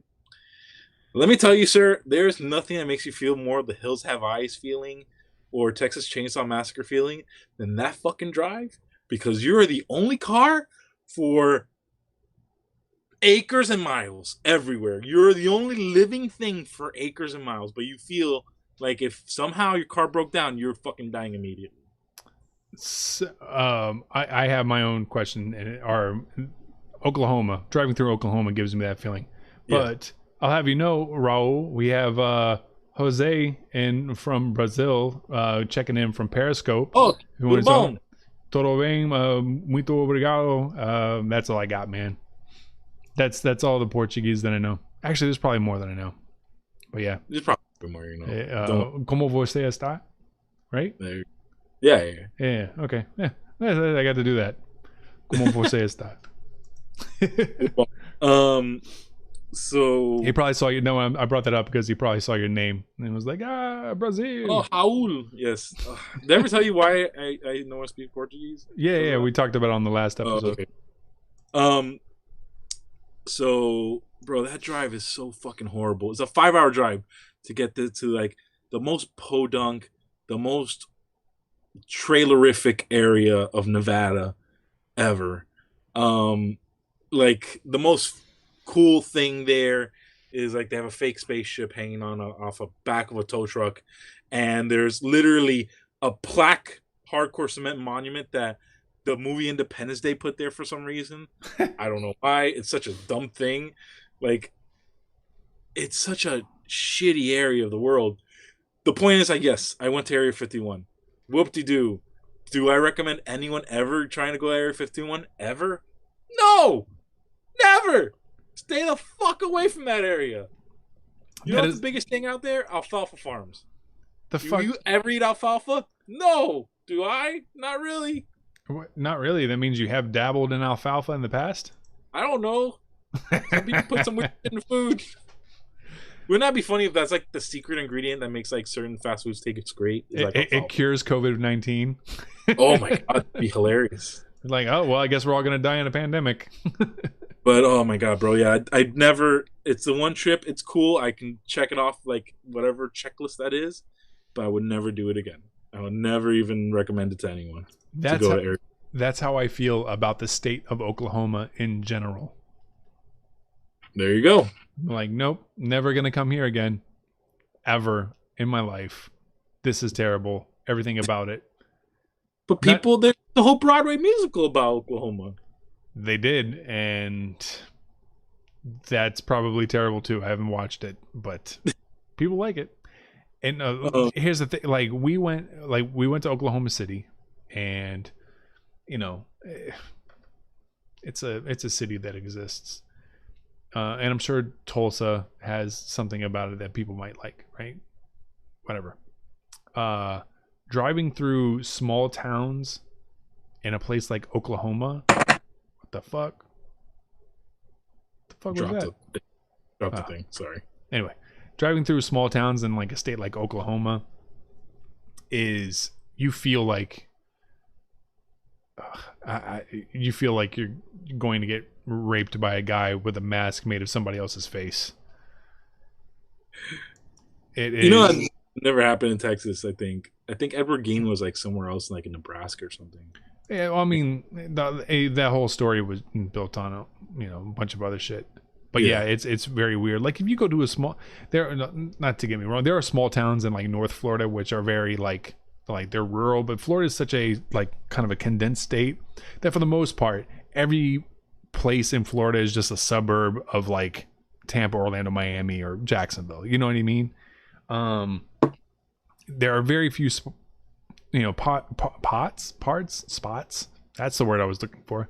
There are very few spots within the state that feel very desolate. You know what I mean? There are a few. Yeah. There are a few, but there are very few. Especially compared to like Texas. You know what I mean? Texas is, once you get past that sort of that triangle, that, Houston, San Antonio, and all that, and then you start heading west, it becomes very desolate. But it is a desolation driving in these rural parts of like Western America that you do not get here in Florida at all. So it feels like you're just kind of like wandering through a different country. Isn't that weird, bro? Like, there was a report a while ago, or there was like a story a while ago, that you can fit like every American family in like 1,000 square foot house in Texas, and you still have space in Texas, apparently. Yeah, I've heard once, and this popped in my head recently too. It was about Jacksonville, because Jacksonville has the largest within the contiguous United States. It's the largest with land area of any city in the contiguous United States. The only state that or city that beats it in the U.S. is like Juneau, Alaska, but it's not contiguous United States. Yeah. But it was said like you could fit the entire population of the planet in Jacksonville, and there would be Florida? no problem. Yeah, because that's Really? like how big its land area is. Yeah. You have to imagine people aren't very big in general. Like human beings just aren't very big. So you could take that many people and shove them all into one place. I mean, Like start bean can them? Is that what we're talking about, or like put them in homes? if you put them in homes, probably not. But I mean, if you just took people and put them there, you can fit them all in Jacksonville. That's that. Home of the Jaguars. Oh boy, don't even talk about those guys. I feel bad for. Honestly, feel bad for that whole entire franchise. I gotta ask you a question. Sure. You have a huge, not only Tampa pride but state pride. Mm-hmm. I know we kind of talked about it a little bit, but like, where do you feel like that comes from you? Like, where do you feel like that? Oh, easy. When you go to a high school and everybody's from New York, and everybody's like, New York's the shit. New York, Bronx, son, whatever. You're just like, all right, we get it. Like, you're from New York. Like, you just kind of get fed up with it. And I think that's where it came from, for me at least. And it was sort of like, I was like, well, I come from this cool too. We have, Miami, and we have all these other cities and shit like that too. And it just felt like just where I was at, we weren't getting the respect. I don't know. As a JIT, you just kind of like, everybody has someone that they represent. And when, literally 40% of everybody that goes to your school is from New York and the Bronx specifically, I consider myself to be partially Bronx in culture by how many people I grew up with from the Bronx. You're Bronx decent. Yeah. I would say that's where it came from. And then like with Tampa, it was just, I fell in love with Tampa because I wasn't born at my parents like grew up here or whatever, and my mom's very ingrained into Tampa, even though she was born in Kentucky. She still went to a Catholic school named Villa Madonna, and in West Tampa, and like has like roots. She did some growing up here, but there was just a history before I moved out to Tampa for college. And I started reading up about it. I was like, I'm moving down here. And I would visit my grandma down there or whatever. When I started reading the history and all this cool shit about like Ybor City and Gasparilla and Guavaween, which was another big event during Halloween. I was like, oh, that's fucking cool. And you start to realize like there's a very specific culture there that it just doesn't get enough light shown on it. You know what I mean? Yeah. The culture of Tampa should be up there in the same way that there's that culture in New Orleans. You know what I mean? Yeah. There's a food culture. There's a music culture. There's everything that defines a city. Tampa had that, and yet nobody was talking about it. So usually when that happens, I felt like, well, if there needs to be a mouthpiece, I guess it would be me. You know what I mean? I got you. So your hatred of out of towners created this civic pride. Yeah. Does that make me sound alt right? No. Okay. We have someone on the line. Who's calling in? What's on your mind? This is Robert. Robert? Hi, Robert. Nice to meet you, Robert. Hi. What's on How your are mind? you? I'm good. How are you? Oh my God, you mentioned Tampa, and I love Tampa. Like, I don't know if there's a better city in the United States other than Tampa. You know, maybe San Francisco, but other than San Francisco, Tampa is the best. What is it that you like about Tampa? Oh, it's everything. It's the beach, it's the men, it's the food and the fine dining. It's everything. I mean, what's not to like about Tampa? You're not going to argue with me. What do you think, Raul? Big cat rescue. Have you been to? Oh my God! Yes, and Carol Baskin is down there. Oh, yeah. That is that not like heaven on earth? That is like who would not want to be in Tampa right now? Hey, I'm happy to... Go ahead, Raul. I would like to be in Tampa. I don't know if the cats want to be in Tampa, but I mean, definitely. I love Tampa. I love the brickwork. I love the history. I'm Cuban, so like a lot of Cuban culture is founded in Tampa. So why? If you had to choose, Robert, where would you choose? You would choose San Francisco over Tampa, or you choose Tampa over San Francisco, or does it depend on the season? Well, it cost effectively, I think I'd probably pick Tampa, but all things being equal, if let's say the price of a 1-bedroom apartment in San Francisco was the same in Tampa, I'll probably go to San Francisco for sure. I love San Francisco too. I've been there several times. It's definitely one of my favorite cities, but I agree with you. The cost of living is ridiculous. Can I ask you this? Where are you calling from? Oh, I'm calling from Memphis, Tennessee. Oh, okay. Nice. Oh, but you're in a pretty awesome place though, Rob. That's an awesome area. I know. It's just got barbecue and a shitty casino. It's not for me. So, where's the craziest place that you've been in the United States? Have you done a lot of traveling? In the United States? Yeah, or abroad. Yeah, New York was crazy. It was just like, oh my God! It was like people were like minimized to ants. It was just like there's no humanity around here. We're just a bunch of ants running around Times Square and shit. It was horrible. Hmm.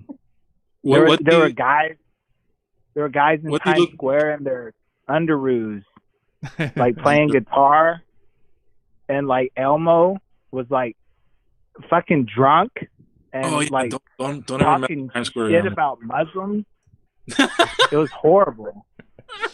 It was horrible. Like New York was crazy. It was too much for a Southern man like me.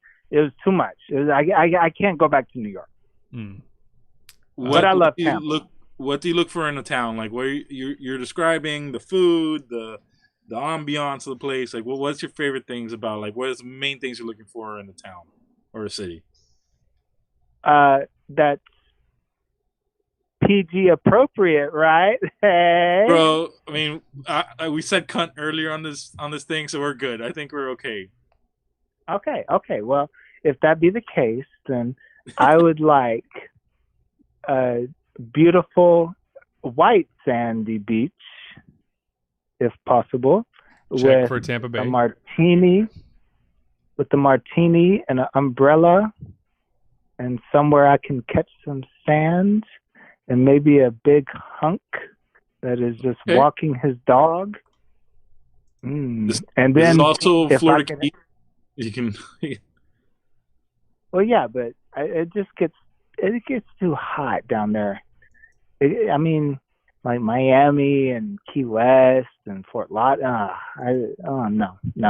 You gotta bring me up a little bit. Yeah, bring you up a little bit. Okay, right. I mean, Tampa's nice. You guys have like kind of a winter there, right, Shane, or no? Not really. I've never found it to be. It's not. I don't think they have a winter, but the thing is they don't have an excruciating hellacious summer, which is what you will get down. Yeah, we do have one benefit since Tampa is almost essentially an island. Actually, it is an island. There's a river that cuts through and goes to the bay. But because we're surrounded by water, even more so than Miami, we actually have a cooler temperature year round. Right. You know what else you're surrounded by other than water? What's that? What? Men. There are a lot of men in Tampa. Yep. I Mm. don't know about the rainbow flag scene there. I know here in Miami we're very strong on that. Yeah, We have a very over in large population. you would actually maybe really like St. Pete. St. Pete is very LGBT friendly. Tampa is as well, but St. Pete is probably one of the most LGBT friendly cities in the nation. Even up there with a place like San Francisco, and that's still the Tampa Bay area. So maybe that's a spot for you. Is St. Pete over by like down in Key West? What? No. I'm sorry, I don't Oh, know. I'm sorry. So Tampa, there's the Tampa Bay area, and you have Tampa and St. Pete. So St. Pete is essentially on the other side of the bridge. What's a good way to compare it is like San Francisco and Oakland. Yeah. Okay, Yeah. I get that dynamic. Yeah, so that's exactly how I would compare it. In St. Pete, great downtown, very vibrant. Like I said, very healthy and strong LGBTQ scene. So I would definitely suggest. I think the Pride Parade is one of the biggest in the country, actually. Oh my God! You're telling me that my friends took me to Tampa, and St. Pete is damn near in walking distance, and they do not bring my ass? Oh, unfortunately, it sounds like a homie. Yeah, you're gonna have to check up with your friends, and next time you come I down. apologize. I have to go right now because I have some ass to chew. Good night. Okay. Have a good night. Thank you for calling. Will Manners in Fort Lauderdale. Damn it! I wanted to give him the recommendation. I love that two straight guys are giving a gay I know, guy right? a bunch of recommendations. It was like, hey, here's where you go. Well, no, St. Pete does. Bro, have you a- want some hot dick? You go to Will Manners in Fort Lauderdale, homie. The hottest dick you're gonna get all day. Promise. Well, that was pretty awesome. I have to say this, Raul. That was probably the first caller I got where I did not know who it was. There you go, bro. Yeah, so We're that was awesome. expanding our reach. We are expanding our reach. So that was fun. If anybody else is watching, you want to call in. It's a little nerve-wracking for me, to be honest, because I don't know like what anybody is going to say. I thought he was gonna go. I didn't think he was sincere at first, but then I was like, oh, he's kind of sincere. So okay. Yeah. I definitely was. I was skeptical at first because I haven't had anybody call in yet. But now that we had someone call in, and they were a legit person, and they were very friendly and very awesome. So I hope Robert over in Memphis is doing well. Thank you for joining the show and coming on here and calling in. You know where I didn't? The question that I didn't get was where he was calling in from. If it was, Memphis. No, I got I got the city. I mean, like, what platform he? Oh. I just found it hilarious that we were like, I was ready with like gay. I don't know if it's being like sexist or anything, but I was like, bro, I got your gay spots ready, bro. I know I can name them off for you quick. Well, I think in general, like, people are becoming more open and understanding, like, the world is much bigger than just you or I. The first place that I took my girlfriend on a date to was a Scientology building in Ybor City, but the second place we went to was a gay club in Ybor. Yeah, no. We can share this story. It's fun. Yeah, I want to hear why you took your girlfriend's first date to a Scientology building. This is gonna be great. So I was living in Ybor City at the time. So as an easy way to date, we went to Ybor, and I believe, I can't remember where we went for that first. I think we went to a sushi place, and after we got done, we were just like walking around. And if you know anything about the Bay Area, like Clearwater is like the literal mecca for Scientologists. right? Their headquarters is in Clearwater, all that shit, and they buy up old buildings and shit like that around the Bay Area so that they can plant their flag. What up, you? Hey, yeah, Ybor is my jam. So we gotta. God, I apologize. I am not going to pronounce your handle there. Shija, it's Xija. Jaija. Shaja. I know that person. Yes. Oh, okay, yeah. So, Sorry. cool. That's it. Ybor is great. Yes. Yeah. I didn't know she liked Ybor. That's good to know now.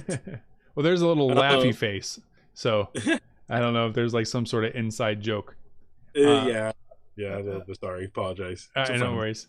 Anyway, I was saying we go, we have dinner, and we're walking around, and the Scientologists have bought up an old cigar factory. I actually believe this may be the building where there's like a famous photo of Jose Marti, like on the steps of this building. Oh, doing a speech. Yeah, I know. Yeah. And there's like a bust of Jose Marti on the street corner of like 8th and whatever, and then the Jose Marti Park is right across the street from it. Isn't it called like the Nugget or something, or the Gold Nugget or something? Yeah. Something like that. And because it was one of the cigar factories, they all have that same thing. Anyway, so we get done and we're just like walking around, and there are Scientologists all on 7th Avenue that will look at you. They don't blink, so they're just like, "Hey, you want to?" I can't even not blink. And they're like, "Hey, you want to see what you want to take a personality test?" Now, the reason I said yes, and I was like, this is going to be just fun in general because, whatever.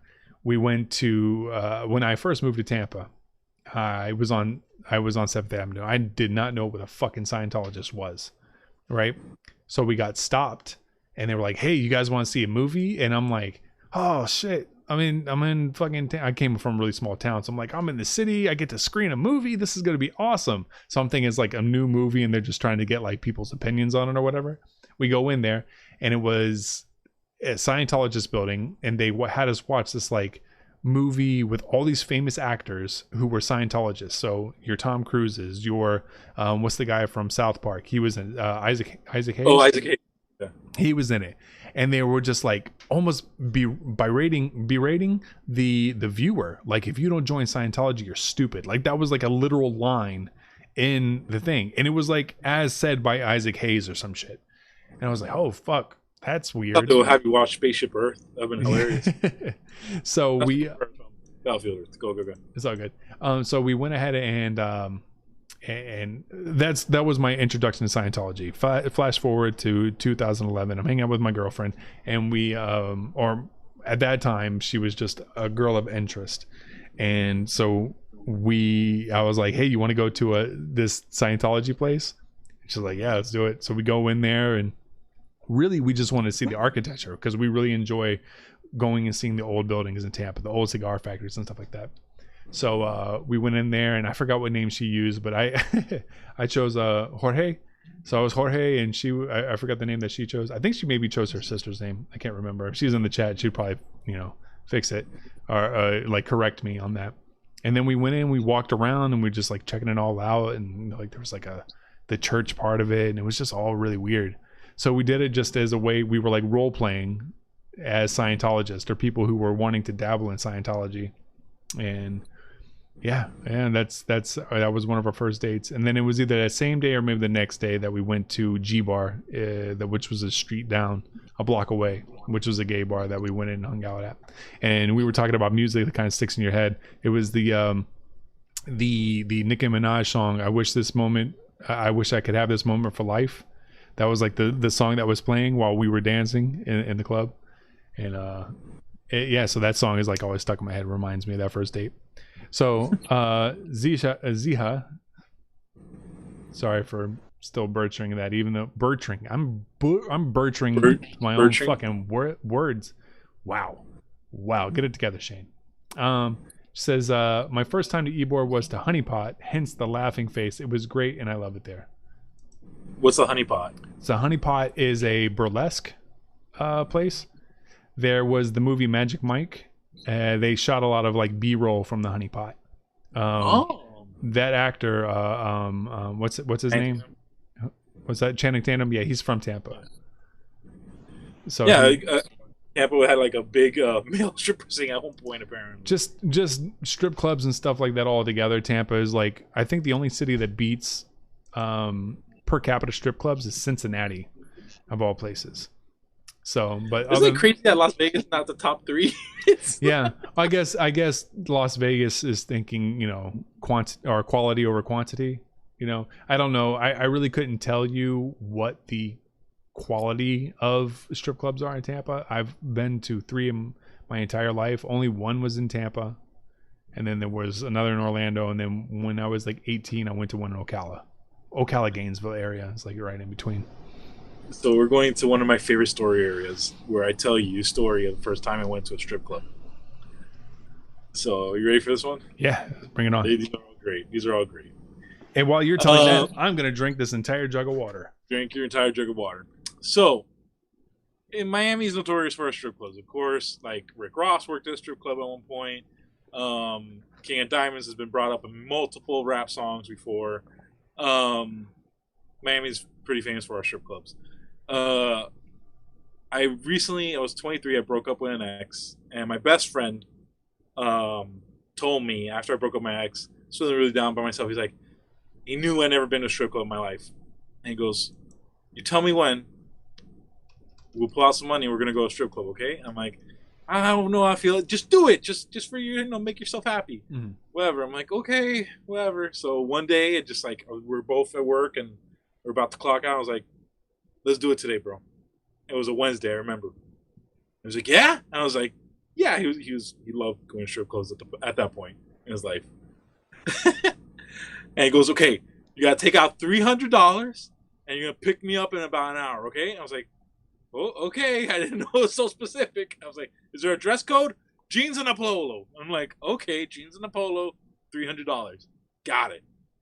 So I go and pick him up, and we start riding out, and he goes, "I'm gonna take you to 2 tonight. I'm gonna take you to a really nice one. I'm gonna take you to a really bad one." Okay. So he goes, "Let's go to the really good one first." And I was like, "All right, that's cool." He proceeds to take me to Fort Lauderdale. In Fort Lauderdale, there's world famous Tootsies. Tootsies used to be a BJ's. For some reason, the BJ's left that warehouse and was taken over by a strip club called Tootsies. So this is a warehouse strip club. It is huge. It is tremendous. It looks like something out of a goddamn action movie. You walk in, there's like a full second floor VIP. It's ridiculous. Like 2 stages. It's craziness. Like I didn't know things like that existed, let alone my own hometown, but they exist. So we walk in, and he goes, "Okay, we're gonna sit in the smaller stage." And I'm like, "Okay, I don't know. I'm Jasmine on this shit. This is a whole new world for me." So riding in, and the girls come, like the ladies of the night are coming in, they're doing their dances and stuff like that, whatever. And he says, "This is how you give them money," and he licks it and slaps like one in the butt with the dollar bill. And I was like, "No, I'm not a fucking I'm not a Serbian film. Like, no, I'm gonna fucking be a nice Good callback. Like, so I proceeded to take like my dollar bills and make like teepees out of them, like make them like flat and angular, so that like one girl would be like doing her dance or shaking, whatever, and I'll go like just like go over her like and just drop it on top of like her area and be like, "You did a very nice job, madam. Have a great day." And I still feel so fucking like there's something about like being in front of naked people that you're paying that's like weird and uncomfortable on like a level that you never understood before. Yeah. So it was like driving me insane. And I was like, I just felt like super uncomfortable and super weird. I was like sweating from like the just the feelings, I guess. And another girl comes up, and I do the same thing. She's shaking, and I drop the thing. This girl took offense to that, apparently. It's like, "Who the fuck did that? Who the fuck did that?" Turns her out. And I'm like, "What did you do? I didn't make you do anything. I just gave you $1. Like, what's going on?" And like my friend stands up and goes, "Sweetie, sweetie, it's not his fault. It's his first time." And she goes, "Oh, it's your first time?" And I'm like, "Yeah." And she goes, "Oh, come here." And I'm like, "Oh, okay." I totally Morty voice now. Yeah, Like, yeah. "Oh, okay." I don't know, Rick. And I'm moving slowly up to like the stage of my face. She grabs the back of my skull, bro, and shoves my face right into her snatch, right into her cash and prizes. And I've like the funny thing is, so she, in the midst of her grabbing my head and me going into her crotch, I was like, "Oh my god, danger!" And I ducked, and so she's rubbing her thing on my head, and I'm like, "Oh, she's trying to do a nice thing, I guess." So I put my face up, my face. And so that ended, and I was like, "Okay, I think I'm done with this part." And he goes, "No, no, no! Now we gotta go to the bad one."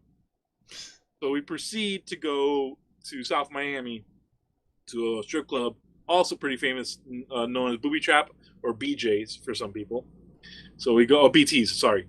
So we go into BT's. It's like sardine. There's so many people packed in this like little area. I hated it the whole time. And I decided to sit at the bar. I'm not gonna sit in like any showrooms or anything. I'm gonna sit at the bar. I'm gonna get myself a drink and like clock out. Like try to like I'm really doing this now for my friend. It's not for me at all. So I'm just sitting there. I'm about to take a sip of a beer, and there's a girl dancing in behind the bar area. And I was like, wait, whatever. Just gonna take a shot or take the beer. And all of a sudden she goes, "What, bitch? What the fuck did you say?" And I'm like, "What?" Like again, looking at me, I'm like, "I didn't do anything. I'm just drinking a beer." She is getting into a fight with another stripper that's behind me with a guy. And I'm like, I'm just stuck in the middle of this horrible situation, just drinking my beer, and they're just going at it, just yelling about like shit talking they've been doing.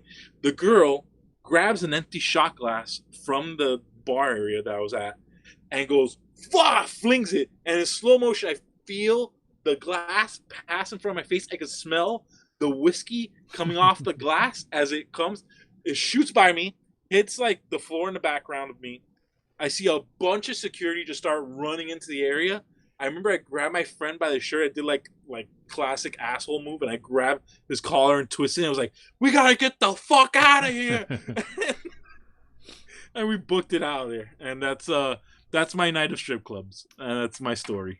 Yeah, I've been to a quote unquote bad strip club too.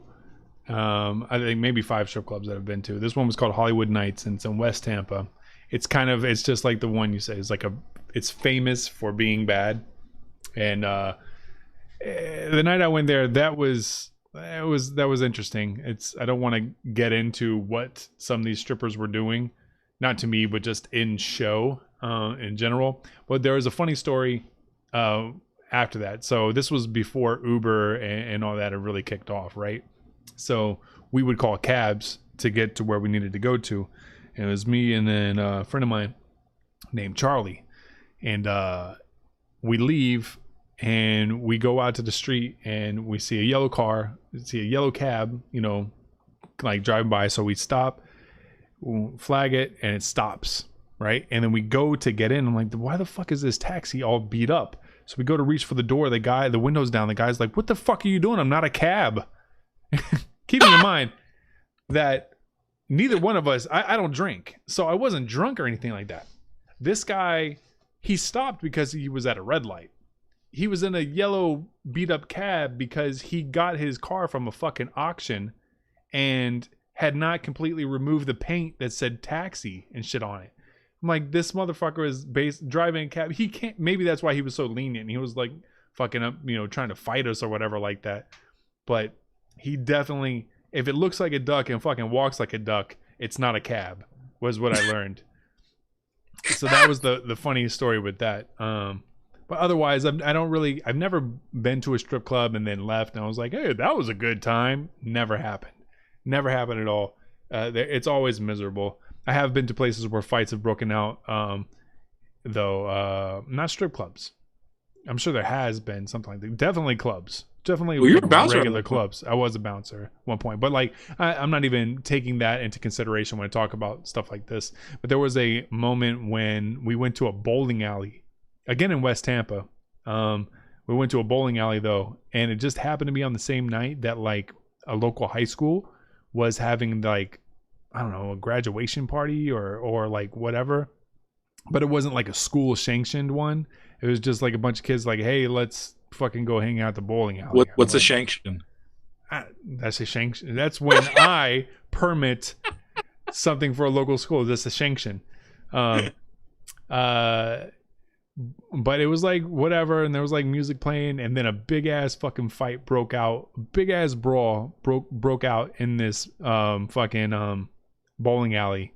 And I remember like grabbing my girlfriend. I was like, hey, well, first off, I kind of stood in front of her. I was like, man, these little jits are gonna run over here. I'm gonna have to whoop their ass. And I was like, I got an idea. And I was like, we should just like stay on the little alley things between the lanes. You know what I mean? Because the lanes are very like they're oiled up. If you go walking onto a lane, you're gonna bust your ass. Yeah. Yeah. So there's like the dividers. I was mapping it out. I was like, these little fuckers coming over here. I'm going on those dividers, and if they come up, I'm gonna push them onto these fucking lanes. But they stayed over on their side, and we just ended up leaving. So there's not much more to that story. Probably seemed like there was gonna be like a big, and then I fought the entire fucking crowd, and nah, we left. End of story. Sometimes I wish I had that story, but no, we don't really have that story. I will tell you, the area I live in is famous for being, I don't know if you remember from a few years ago, where a whole Chuck E. Cheese broke out into a fight. That's in my area of town. I feel like that happens with every Chuck E. Cheese. I think that Chuck E. Cheese just has fights breaking out all the time. Or maybe that's because it was news from Florida that I just associated with everywhere. I remember being so disappointed in like my town, in my area.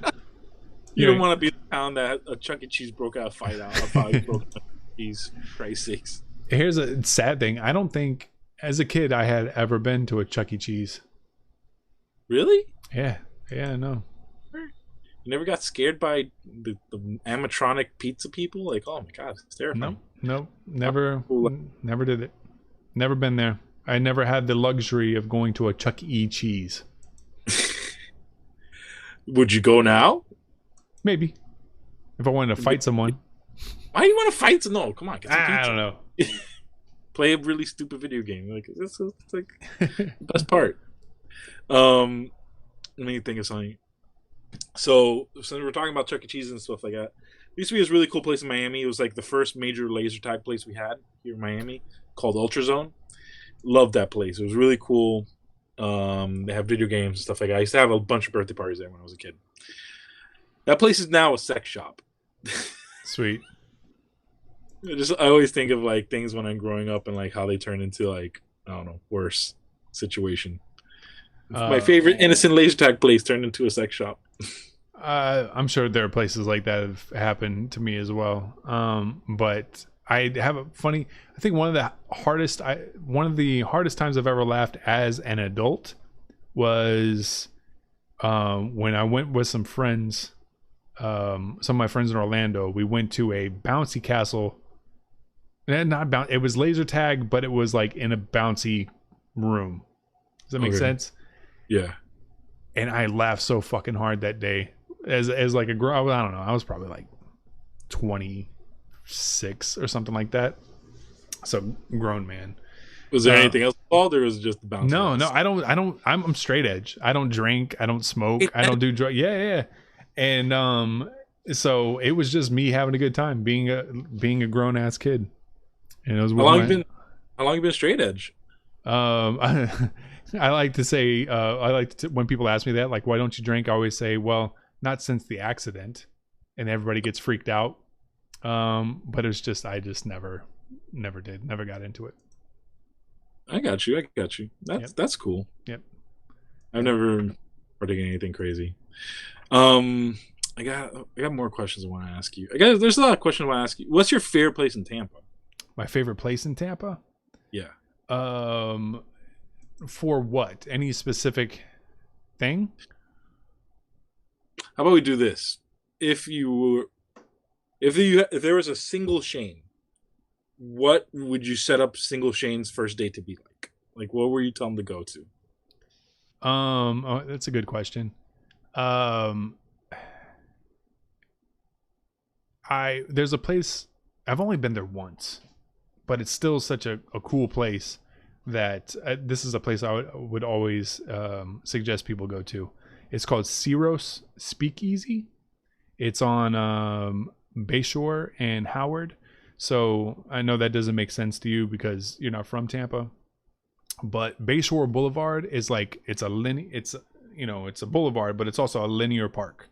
And there's a bunch of condos, and then you can see the city, and it's a really awesome view. And then Howard Avenue, if you go into this part of, it's called South Tampa, but Howard is like the main strip. It's sort of like, how South Beach has the main strip and 7th Avenue is the main strip in Ybor. So it's like that. But this place is at the base of one of the condos on Bayshore, and it's a speakeasy. You need to have a password, like legit need to have a password to get in. And there's like the little sliding door, and people are like, what's the password? And you have to give them the password. If you don't have it, they will like tell you to fuck off. How do you get the password? I think you either have to be part of a group that goes there, but you have to reserve it. So you have to call in and reserve it and get your password. You know what I mean? Okay. The place has like a 1920s aesthetic, but all the lights are it's very, very dim. Like it's basically dark, right? There's some ambient light from like the bar or whatever. All of the menus are lit up. So when you go into your little separate room or whatever, and all the rooms are kind of like you're secluded. So there's a big room, but there's like I think it was a drape or something, they close that, and you're kind of closed off into your own little room. Or if you have like a little booth, you're closed off in that one. But again, the menus are all like lit up. So if you want to look at the menu, open it up and it lights up and everything. One of my previous jobs, the place where I stole that mug, but we went there for like a Christmas party, and I was like, this place is fucking cool. So that's one of the spots I would always suggest people go to, just as far as like cool shit. I don't know why that one popped in my head, but that's one of the spots. And then I would also always suggest people to go to Ybor City, but go to Ybor City and do like the tours that they have, because there's like a historic section of the historic section, but this is like ran by the like the state of Florida runs like this one, where there's like a what the fuck are they called? It's like the fucking people. A city tour, like a bus. No. It's not like a tour bus type of thing. It's like a camp counselor, or like, what do the people work at camps? Guided tour, but they're officially part of the state. It doesn't matter, but they're like a park ranger. Yeah. They're like a park ranger. I think it is a park ranger. So there's like a park ranger in Ybor City that they take you to these homes, and they explain like why the homes were constructed the way that they were and stuff like that, so the air ventilates through it, and that's always cool. And then if you can go to like those scar shops, so there's a lot, man. I would always tell people to go onto Bayshore Boulevard and just kind of, that's where everybody jogs and runs and everything. Soho, You reminded, when you're speaking of the speakeasy, you reminded me of a place that for our listeners, our male listeners in Miami or the Florida area, if you want a good like first date area, this I also recommend. So in Coral Gables in Miami, Coral Gables is like a really affluent neighborhood here in Miami. There's a hotel called the Biltmore Hotel. It's famous for two things, really. It's famous for at one point being a World War II hospital, and the other part that Al Capone lived there for like a year and a half. So it's a really famous like landmark hotel in Miami. In the bottom floor of that hotel, there's like an awesome, Great Gatsby-esque designed bar that's been there forever. That's super awesome. It has kind of like a speakeasy, like kind of like Great Gatsby feel to it. Like it's just really ambience and it's really cool. So I always recommend, if you ever want to do like a first date drink, if you drink, if guys drink, that's like an awesome place to have like a nice little first date. It's really cool. Yeah. Really, no one knows about it. In St. Pete, there's the Don Cesar, and that's sort of like the same sort of deal. The Tampa used to have a Biltmore too, because really? I guess yeah, but that was it just when it went out of business or whatever. It was a very big building, but when it went out of business, it just got dilapidated and started to fall apart because it was. I think they've been around since like the early 1900s or some shit like that. Maybe yeah. So they ended up like tearing it down, but not like tearing it down where they just bulldozed it. They took the stuff and they kind of sold it all off. So there's this place in I've been talking about West Tampa a lot today, but there's a place in West Tampa where it collects all this stuff from these buildings and then they resell them. So there is there are seats from the Tampa Theater. There are doors from the Biltmore and stuff like that. You can buy those. It's like $5,000, but you can buy them and like install them in your own home. Other place, the Tampa Theater. I would anybody, if you're coming to Tampa or something, I would suggest the Tampa Theater is probably my number one spot for somebody to go to. Sweet. Oh yeah. So I've been seeing like all these dust particles move in the background of your screen. And it makes me think of like the main question of the night for me. Do you believe in ghosts? No, I don't. I don't knock people for believing in ghosts. But no. Although, okay, so I don't believe in ghosts or monsters, anything like that. However, my brain doesn't like agree with me on a lot of that shit. Like I can't go to bed with my toes out because I think someone's gonna fucking bite them. You know what I mean? Yeah. So I don't believe in ghosts or monsters, but I will believe that they will fuck with my toes if they're not covered up by a thin sheet at the very least. Do you tuck? Are you a tucker or no? Like in bed, you tuck the sheets? No. Just right. I just throw the blankets on and I'm good to go. Oh. I do like a burrito. I do like a self burrito kind of thing. I tuck everything. Yeah. That's that. I'll do that to my girlfriend. I was like, what was I say? You want to be a burrito or a quesadilla? And to choose. If it's a burrito, then you tuck underneath. If it's quesadilla, you tuck the blanket into the bed on the side, so it's like that flat. You know what I mean? So that's a burrito or a quesadilla. So now, since I asked the first, like, I don't know, conspiracy theorist question. Second, do you believe in aliens? I know we were talking about Area 51 a second ago, but from a standpoint of it's hard for me to believe that there would not be something else out there. Do I believe they visited here? Nah. Do I believe they're out there? Yes. Think you've seen an alien? Have you seen a UFO? My mom claims to have, but I think everyone has that. I think looking back on it, it was probably a low flying plane or something that they saw, and they weren't expecting it, and it just kind of like zipped past, and it looked like a fucking yeah. I have a feeling that you are like an extreme skeptic. Like, is there anything that you feel is like odd that you believe in, or or is odd that you think is real? These are good questions. Bigfoot. I love cryptozoology. I want Bigfoot to be real, but I think it's not. I think that there was Gigantopithecus, who was a legit animal creature that lived. But I think it's more likely that it's just like people seeing bears standing up, because bears can stand on their hind legs and they can even walk for certain amounts of time. But no. But who's to say? Because gorillas weren't even discovered until 1920, around that time. Really? I didn't know that. So there was, there are people, well, not now. Well, I guess technically maybe. People maybe who are 100 or so years old that in their lifetime, when they were babies, people did not know that gorillas existed. So, yeah. Holy shit. I didn't know that shit. Yeah. So if a gorilla can exist, then a Bigfoot could, I guess, But I think now we just have too many ways for people to know. I think if there is a creature out there that we don't know about it's going to be something in the sea. It's going to be, something maybe in the lower depths where it has evolved to live in high pressured, parts of the sea. I mean, because there are sharks that can live like some ridiculous amount of like 300 years or some shit like that. I forgot the name of it. You know you're into marine biology. That's you're thinking of either the Greenland shark or Greenland shark was what I was thinking of. Greenland six-gilled shark. They also found. But can I tell you a cool story since we're on this now? Nah, I think that's all we have for today. No, go ahead. So, a sperm whale was recently found. The carcass was recently found of a sperm whale that passed. I think it was natural causes.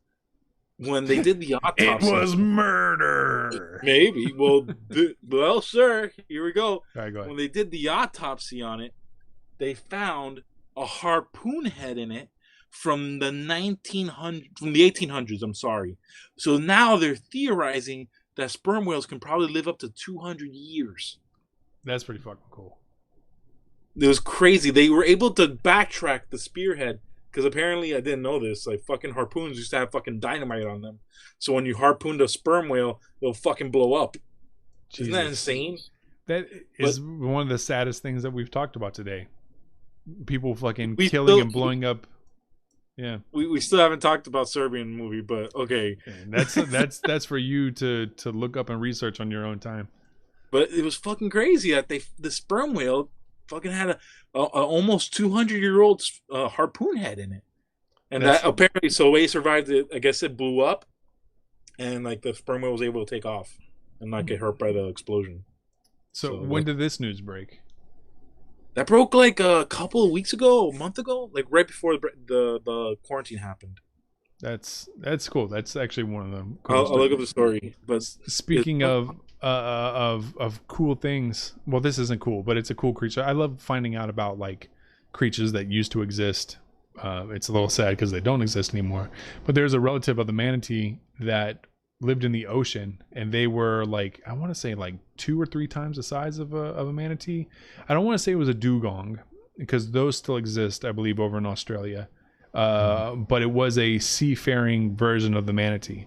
The other cool thing about manatees that I found out probably 5 or 6 years ago is that their closest living relative is a fucking elephant.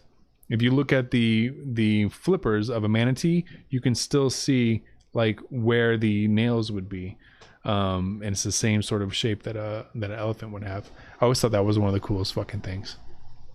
Isn't that crazy that they found like whales with like hip bones and like and legs and like that at one point? So theoretically, a fish ancestor of ours walked on land.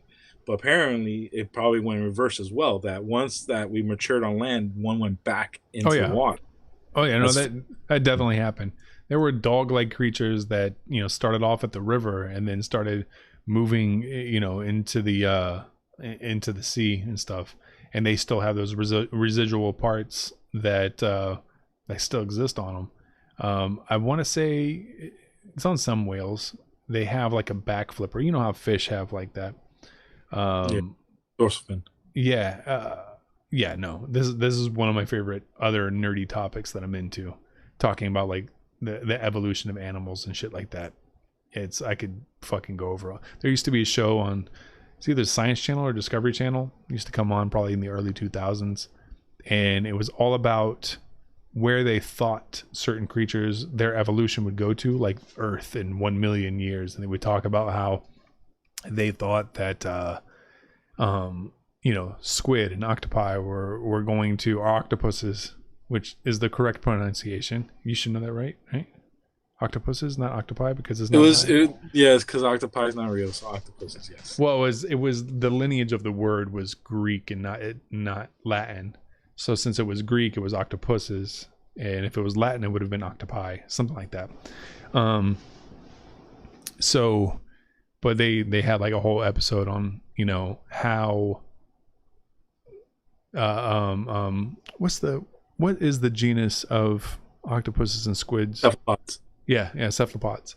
How cephalopods would come out from the water and then go back on land, and how they might live in trees and shit like that. It's probably 90% bullshit with just a little bit of science thrown in. But it still at that time was one of my favorite shows to watch. I was like, oh, that's fucking cool. Have you ever heard the theory that cephalopods in general are a potential germinated alien to our planet? I believe that I have heard that, um, but I think For there's enough evidence to show the lineage that they have, otherwise. But I like the thought. I mean, I also like the thought that we've been created in like somebody's game, and we are living inside of a fucking like video Prometheus, game. Yeah.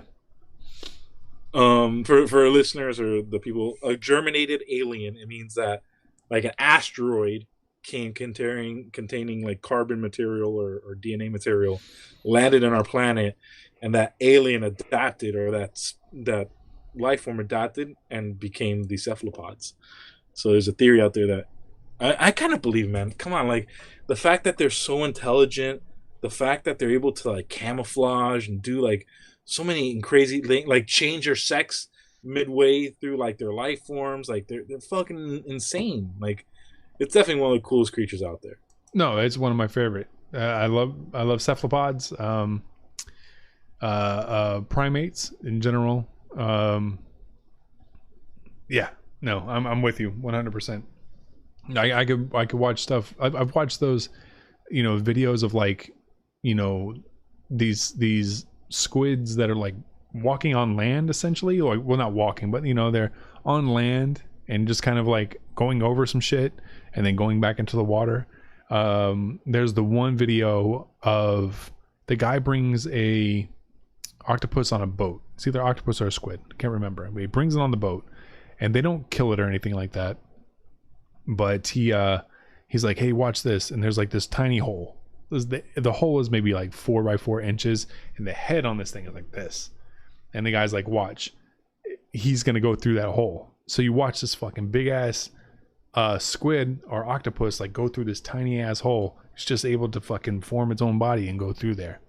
And I was like, it's super fucking cool. It's also the reason why I stopped eating calamari. Because you think they're really intelligent and like, you feel like you're eating like Yeah, I feel kind of like an asshole for it. It's one of the other reasons that I haven't stopped eating pork, but pigs are super smart, and they're just kind of an underrated animal. they're the closest to us in our genome, in our sequencing. Yeah, there are People people. think rats and like chimps, but it's actually pigs. Pigs are really close to us. Well, they definitely have like parts. The way that they're built is very similar to us. So like the heart of a pig, there are valves and everything within that can be essentially replaced into a human, which is really cool. Genetically, they're not as close as like a chimp. We share like 98.9% of the same genetic makeup as a chimp and other primates, but there is some physiology similarities that we have to pigs, and not cows. There was something else we were doing with cows where we almost made people like part cow genetically, not in how they look, but there were things that we were able to use from cows. Yeah, it's nuts. What's your favorite weird fact about an animal? Oh, that's good. Oh, and I know I have an answer for it, and it's not coming to me right now. Shit. I'm gonna let you go first and see if I can think of one. So narwhals, which are the whales with horns, the unicorn horns, Tooth. those are not really horns. Ah, you son of a bitch! You took my thing. Sorry. Do you have another one? They're teeth that go through the fucking head of the animal. You have another one? Do I have another one? Hold on, bro. Let's see if I can ruin that one too. Yeah, you fucking kill that one really quick. Let me see. Fuck. Oh man, I usually have some really good ones. Let me tell you about my favorite bird. Here, how about that? I'll tell you about my favorite bird. Okay, it's frigate bird. A frigate bird is a seafaring bird. They actually were on planet Earth. You can actually find out they travel hundreds of miles between islands of Bermuda to Florida. They mostly feed. Their main predation is on just saltwater fish. This is the catch about that bird. Unlike seagulls, unlike pelicans, unlike any other seafaring bird, frigate birds do not have protective coating on their feathers that makes them like shed water quickly. Mm-hmm. So if they actually touch water, they are straight fucked because they can't lift themselves up. The water actually weighs them down and they drown. So how does the frigate bird manage to live and eat only fish, especially saltwater fish? So these birds are notorious for flying really, really, really high up, about almost a quarter mile up in the air. You'll see, and they look like big M's in the air when you're going fishing or when you're on the water. And they will circle, and what they do is they wait for large schools or large bodies of schooling fish to be pushed up to the top by other larger fish. So like mahi mahi, sailfish, marlin, tuna. They push up the bubble of the fish of the school fish that they're eating. They push it up to the top where it's kind of breaking the water almost. And the frigate birds dive, and they have a perfectly hooked beak, and their talons are super huge. So they dive. Bro, it's amazing. They dive bomb, and at the last second, they almost go perpendicular water, catch the fish, and take off. It's the fucking coolest bird in the world because it knows it can fucking die 1 second, like one angle or 1 millisecond of it hitting the water is fucked, or it gets the meal. And it's the fucking coolest bird in the world. That's cool. It made me think of, and I don't think it's the same bird. If you like watching the David Attenborough documentaries, there's the one where with the flying fish. It's a literal fish that flies, and I thought maybe it was the frigate bird because the story, well, you know, there was the fish that was underneath that was trying to catch them, and then they kind of evolved to like literally fly out of the water, and then there would be birds that would come down after it. So this fish is going like up from the water, flying, bird comes down, back into the water, fucking, then it has to chase away from the fish, and then up and it's flying again. I thought maybe it was the frigate bird that was trying to chase it, but I think that one's called, I think it's either it's a snake neck. It's called a snake neck bird. They're famous here in Florida. They're also known as a water turkey. They have like a really like loosey goosey neck. They mostly chill on the top of the water, but I think it's that one. I think it might. But that's a bird that can dive and do that dive sequence where it can go through the water and catch fish. It's fucking cool. And the fact that birds are fucking dinosaurs, like that blows my mind. Yeah. Like we're talking that T-Rexes may have been clucking back in their time. Yeah. I do have, okay, this is a cool thing that I learned. It's not about an animal that's living today. It's about an older animal, but or an extinct animal from the Ice Age. But basically the reason, like if it wasn't for humans, avocados would not be around. And the reason is there are no animals that are now living on Earth that are able to germinate avocados. The only animal that was, or back in the day, was during the Ice Age, and it was the giant sloth. So the giant sloth was the only animal that had a digestive system that was big enough to process the seeds of avocados. So it'd eat it and then whatever. And that's why the avocado seeds are so big. And basically, if it wasn't for humans, the avocados would not be cultivated anymore. They wouldn't be able to grow. So we have to do it all ourselves. We literally keep avocados alive. That reminds me. This is I don't know if this is real or not. I have to look at this. Okay, this is reckless theory that I may have heard that's maybe totally bullshit. But allegedly, the reason why plants flower, like why they have flowering moments and like why flowers like pollination and stuff like that, allegedly the reason why plants do that is because of dinosaurs. The reason why is because herbivore dinosaurs would clear out like whole fields of trees and plants, and it would not allow for reproduction of the plants or somehow, or like for it to like grow back. So apparently plants, in like a drastic change in nature, decided to do like seeds and do like flowering and pollination. That allegedly, I have to look it up. I think it's bullshit, but I like believing in it because I love dinosaurs affecting something like that. But like, that'd be really fucking cool. I have to look it up. I know it's reckless speculation or reckless theory, but like, I gotta check it out. Can you imagine flowers are came about because of fucking dinosaurs? Well, I mean, at that time, everything was sort of like, you know, they were feeding off each other in literal sense, and like, you know, in all the other senses, one thing would cause another thing. Like evolution in general is, I've always envisioned it like, you know, it's the kind of the path of least resistance. So if you imagine like some flowing water, if there's something there to stop it, what does the water do? The water doesn't stop flowing, it finds another path, you know? So that's kind of how I see evolution, that anything that stops it is just sort of a dead end in that evolution, and then it continues on down another path. And it's just awesome. Another cool thing is I think Florida is the only place in the world that has freshwater stingrays. I think maybe India, but you're probably right. Yeah, I might be a little bit wrong on that, but even if there is like India that has them, we are one of the few that has it. Yeah, which I thought that was really cool, and that's because they're in the St. Johns River, which is a big ass river, and I guess they got trapped here and just evolved and were able to make it happen. One of the cool things that I've seen recently is I'll go down to the park over here in St. Pete, and there are tons of horseshoe crabs, which are, you know, basically prehistoric animals, you know, here. And we apparently, I was down there with my buddy, and I'm looking down and I'm like, those horseshoe crabs are fucking. Those horseshoe crabs are fucking. All these horseshoe crabs are fucking. And we basically watched a fucking horseshoe crab gangbang.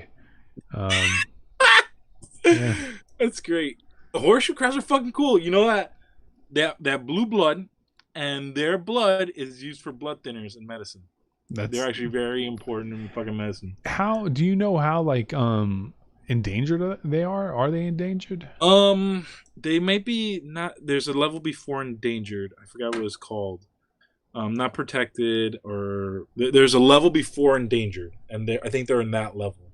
But honestly, bro, when money's behind something like that, especially when you're talking about like medications, especially blood thinner medication, there's probably a farm of them somewhere that we don't know about. There's like thousands of them. Yeah. That's what usually happens. But they're probably, I mean, they're one of the oldest prehistoric animals out there. Again, everything coming from the sea, like, they're so fucking cool. The fact that they have like their own way of getting up, like that they use their tail to launch themselves back up, is really fucking cool. They kind of look cute from the top, and the bottom they look like a fucking monster. Yeah. But like, they're really fucking cool. I dig horseshoe crabs. I think they're an underrated, again, and they have fucking magic blood. Literally prehistoric creatures that have magic blood, and horseshoe crabs. It's fucking crazy. Talk to me. I didn't really have anything else to add about the horseshoe crabs. I want to have more to add, but I think I'm hitting my capacity for tonight. What about you? Bro, whatever you want. I would usually. I could talk with you forever. I have a tomorrow. I have to do a work-related live stream tutorial. Well, you seem excited about that. It's nothing that is like super difficult for me to do. It's a pretty intuitive app, but I just don't want to do it. You know what I mean? No, I feel you. So I got to get up early, and then I got to help another guy learn how to use the same program that I'm using right now to stream this. Technically, I'm not supposed to be working on Fridays. But now, every day's a work day. Trust me, I'm working Sundays now. I'm working any day possible. But oh yeah, thank you again. Thank you to you, and stay healthy out there, man. It's okay. It's not like, yeah, I get it, but it's still, you're doing more than me. Can I say something? Because I feel like last podcast I started off with like doom and gloom, and we were like fucking. And we are, like, don't get me wrong, we're in the middle of a pandemic. It's scary shit, and I'm terrified still. But let's also think that like more than 90% of people will fully recover from this thing. The recovery rate's really high. A lot of people are asymptomatic throughout. Like, it's very, like, the symptoms can vary. If you're older, of course, you should be more concerned. Or if you have like an immunocompromised position, you should be more concerned. But like the more, let me tell you, like I think it's going to be interesting when we get the quarantine lifted. Something I've been experiencing like this past week and a half that I've been doing it. Your fear for it, or your like preoccupation. I'm not saying that I'm being lazy, or I'm not saying that I'm not like, lowering my standards of how I'm hygienic, or like watching like what I touch. I'm just saying, the more you experience other people, and the more you see like the decision about all of us wearing masks, for example, I didn't understand that at first. I didn't understand why everyone wearing masks was a big deal. But then this is what I started thinking. And I experienced this because I've had literally patients and people cough in my face, but they have the mask on.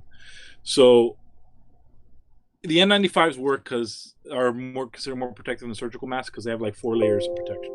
They have like an extra layer or so more protection than the regular surgical masks. But if you have everyone wearing, or everyone that should be wearing, a mask outside, you're actually adding like those layers of protection on either side of a person. Mm-hmm. So if this person coughs, is okay, because not only will his mask catch it, but there's another person wearing a mask over here, is safe. So you start seeing like the logic in a lot of things. And I think you just start becoming less afraid. It's kind of like when you jump into water the first time. Like you're freaking out. You don't know how to swim. And all of a sudden you kind of like, you start moving your legs, start like paddling on top of the water, and it starts happening again. So it becomes a new normal.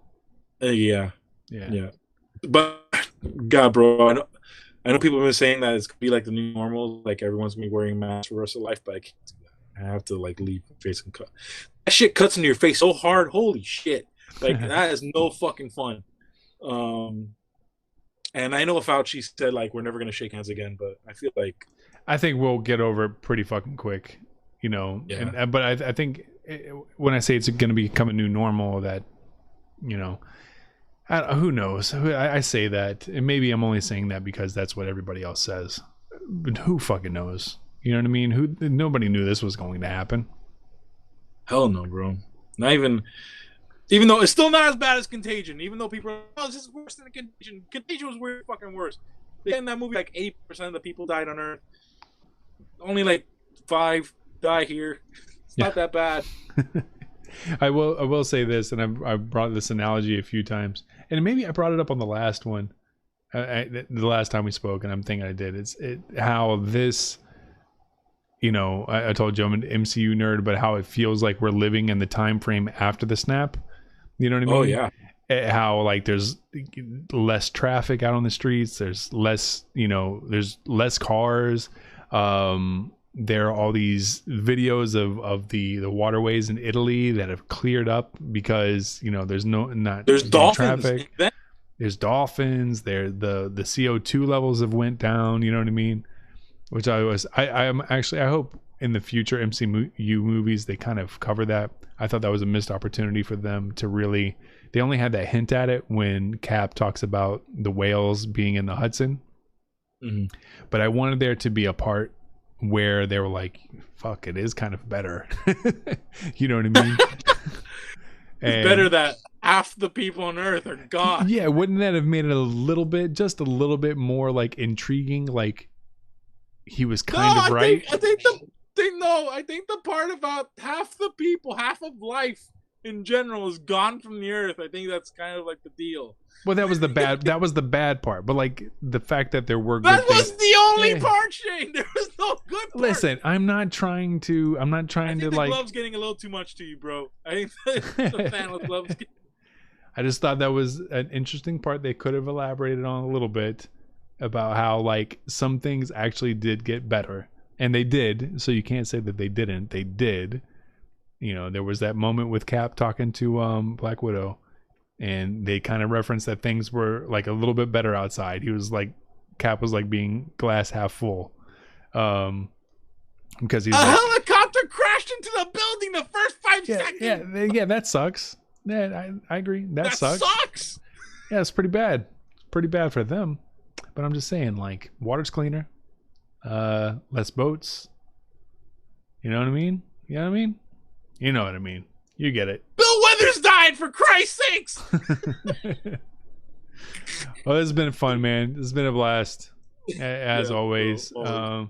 It's kind of cool to get the first caller in that was somebody that I did not know. So thanks to Robert from Memphis, even though we Yes. weren't sure if that was a legit call. I'll try to get more gay spots for you, Robert. I promise. Yeah. I'm going to go ahead and let you say goodbye to everyone in a little bit. But I wanted to let anybody else know who is watching that on Saturday is At Home Comic Con. And this is going to be, they're going to help raise money for people who are sick with everything that's going on now. But you have a massive lineup of people that are going to be doing this at home Comic Con. The roster was full this time around, so we weren't able to make it, you and I, because I did ask. And the Matt Draper is one of the guys that's running it. I don't know if you're familiar with him. He's a great comic book video essayist on YouTube. I think he runs around 30,000 subs. And then there's Comic Drake, who is at Comic Drake is also one of the people. Owen Likes Comics is another one. Those three kind of formed the triangle to create this at-home Comic Con. But it also have the Imaginary Access, Comics Explained. Oh God, we watch this all the time. I'm blanking a little bit. Comic Storian, Nerd Sync. Oh. Dope Spill Comics. All these guys are going to be a part of this at-home Comic Con. It is a fucking phenomenal idea, and I'm looking forward to it. I hope that everybody can go ahead and join in and watch that too, and donate if you can. And then next year, Raul, they do it again. Hopefully, it goes off without a hitch, and they do it again. You and I will go on there and do whatever the fuck that we do. Talk about gay spots in Tampa, Miami, baby. Woo! So with that being said, I'm going to go ahead and let you sign off and say your last words. So thank you for having me on. Firstly, guys, follow, of course, My Dumb Question, and follow Shane, of course. And then I'm on all social media. Follow Raul at Cosplayfame, COSPLAY. That is that's up there on the top. Yeah. It's like I can bring my mouse over it. Oh, there it is. Boom. It's on the stream at Cosplayfame. Name. I don't know. What's thinking up? About it. Change the name. No, dog. Yeah. Like do you not know marketing? You've already established Cosplayfame as the brand. You don't go changing it now. Okay. And you have what, 30,000 followers on Facebook? On Facebook we have 100,000. Jesus Christ. Did you what the fuck? I thought it was only Jesus. On Instagram is 30.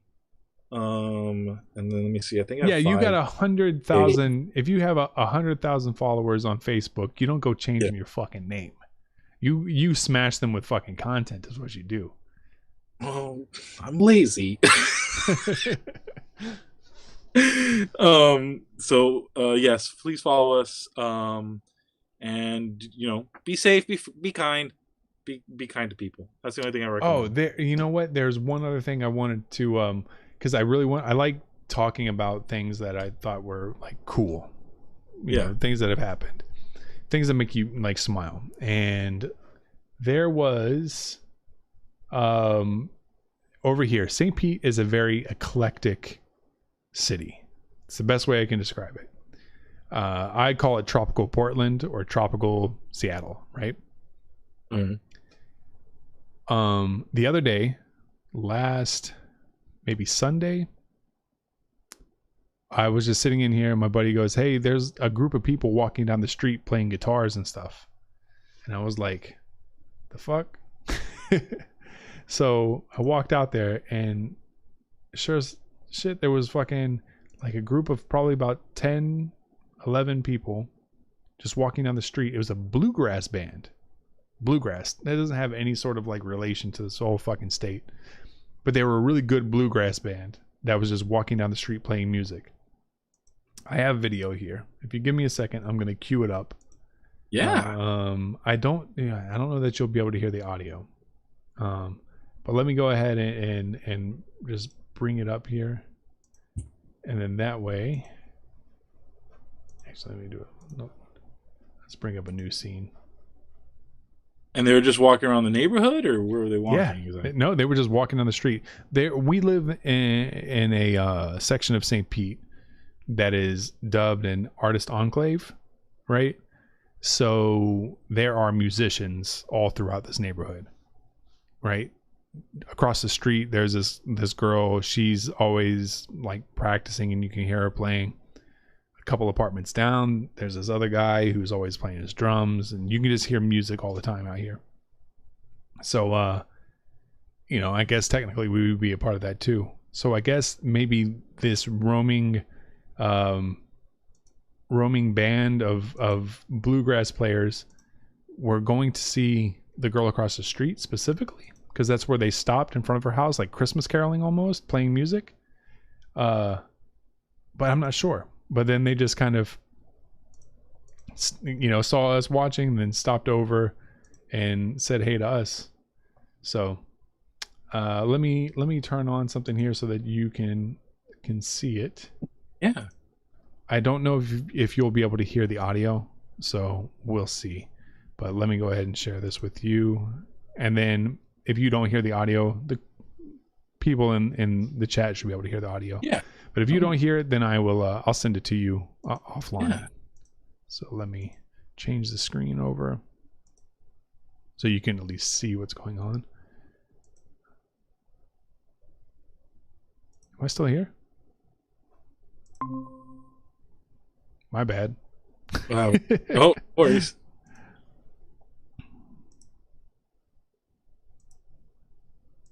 Did you find it? Oh, there it goes. All right. So, is that blank on your side? Kind of. Huh. Oh, there we go. Okay, now you can see it. All right, let me find it. I think I just have to cut over. Yeah. Oh shit, it's very big though. Oh, there it is. You see them? And I don't have any audio mixer. Source desktop audio. Well, I guess that the audio is not going through, which sucks. But you can still see what's going on. But there was like this. It's so fucking cool, bro. Yeah.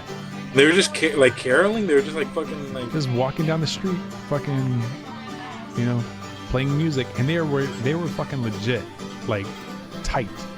And we can keep watching this, and there's more to it because there were other people that were walking with them. I think I can make this smaller so that. okay, ukulele. Was it ukulele? Yeah, right. Yeah. It's coming in. It's a little bit big, so let me. Here, there we go. Oh, she's a musician. So now you see these last two people walking up. There's like the little kid and like the dad with the bongo drum. That guy barefoot. That is so I'm Saint. pretty sure That's it breaks that's walls. if I can describe how hippie-ish St. Pete is, that's it right there. It's the fucking Another reason I won't go jump over there. the kid with the fucking long hair. Oh, We they're are- both barefoot. The kid's barefoot too. Oh, Yeah. right. We are like and just like the bongo drums and shit. We are the capital of white people with dreads. I know it to be true. Oh boy. I mean, I love this though. I love. It's okay to have communities, man. Like, I know people get weird out or think that this is weird, but like, you gotta remember that we're fucking human too. Yeah. Sometimes expressing ourselves. That's fucking beautiful, man. Like, I mean, I would kind of hope that next time they wear masks. Yeah, that was. If the audio was playing, you'd be able to hear me say over the top of it, like, I'm pretty sure they're breaking some laws.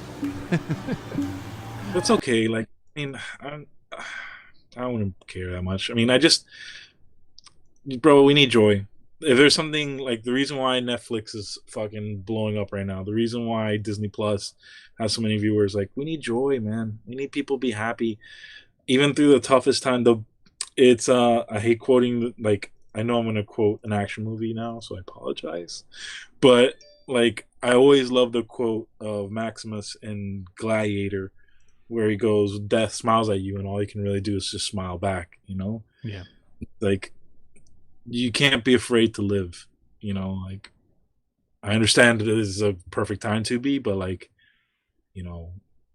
yeah, joy. Like I can't, like, things have been like, I know we were talking last week about like I want to go and eat food, but like, other things I want to do is I do want to go to a concert one day. I do want to fucking go to a comedy show one day. I can't live in fear of like, oh, that some horrible virus or something is gonna take me out. You know? Yeah. I just think I think that's beautiful. Weird and as hippie as fuck as it is, and like, trust me, and hippies do not exactly correlate, but like, God, that's fucking beautiful. No, I will be honest. Like when that was all going down, like it almost brought a tear to my eye because like all with everything that was going on, and then you kind of take that and you put it out there, and it was like you said, like a real like pure moment of joy, and it was nice. You know what I mean? Like, you know, calling friends and like doing FaceTiming with them, so it was nice. Yeah. So hopefully stuff like that continues once this is all over, because you know, I see more people out now than I used to ever before, biking, running, jogging, out with their pets, their families, just getting out and getting fresh air. And I hope if there's anything that comes from all of this is that people will start to like care about their communities more and just being a part of their communities. So not to go back to like, I know we're trying to wrap up, but like, not to go back to hark back to the social media thing, but it's like, one of the things that made me get off social media is like I started talking to my family more, started talking to my friends more. Not like through social media. I call them and I fucking text them, and it's just I hope that routine builds up. I hope that like, look, as much as Italy was going through it really bad, Italy was one of the blue zone countries for a long time. Blue zone being like people who left like really long. Because one of the reasons why is because those dense communities and those like communities that are really well communicating between each other, not only do they take care of each other and watch after each other, they live long and they live happy lives, you know? So it's something to consider. That's all I'm just saying. All right. With that being said, take care of everyone, or not take care of everyone. Everybody take care. Yeah, or if you can like be opposite Thanos and take care of everyone, take care of everyone. You know, don't be like just really appreciate how the water's cleaner and the air is better, and you know, there's I'm just saying there's some good things that can come from tragedy. You know what I appreciate? My grandmother being alive. That's a good one. Everyone else should appreciate. I hope that wasn't dark, but it was fun. Let me look at the clock here. No. Yeah. So Raul, thank you again for coming on, man. This is always great. I think you and I can fucking talk and bullshit about whatever for literal hours. So it's been a ton of fun, and I'll have you on again soon. Yes, please, bro. All right, be safe. With that said, I promise I'll send you more memes. Please do. We will share them on here. With that being said, peace out, everyone. Again, follow Raul at Cosplayfame. Follow me at My Dumb Question, and please tune in to At Home Comic Con on Saturday. It's gonna be great. And I am stopping streaming now. Bye.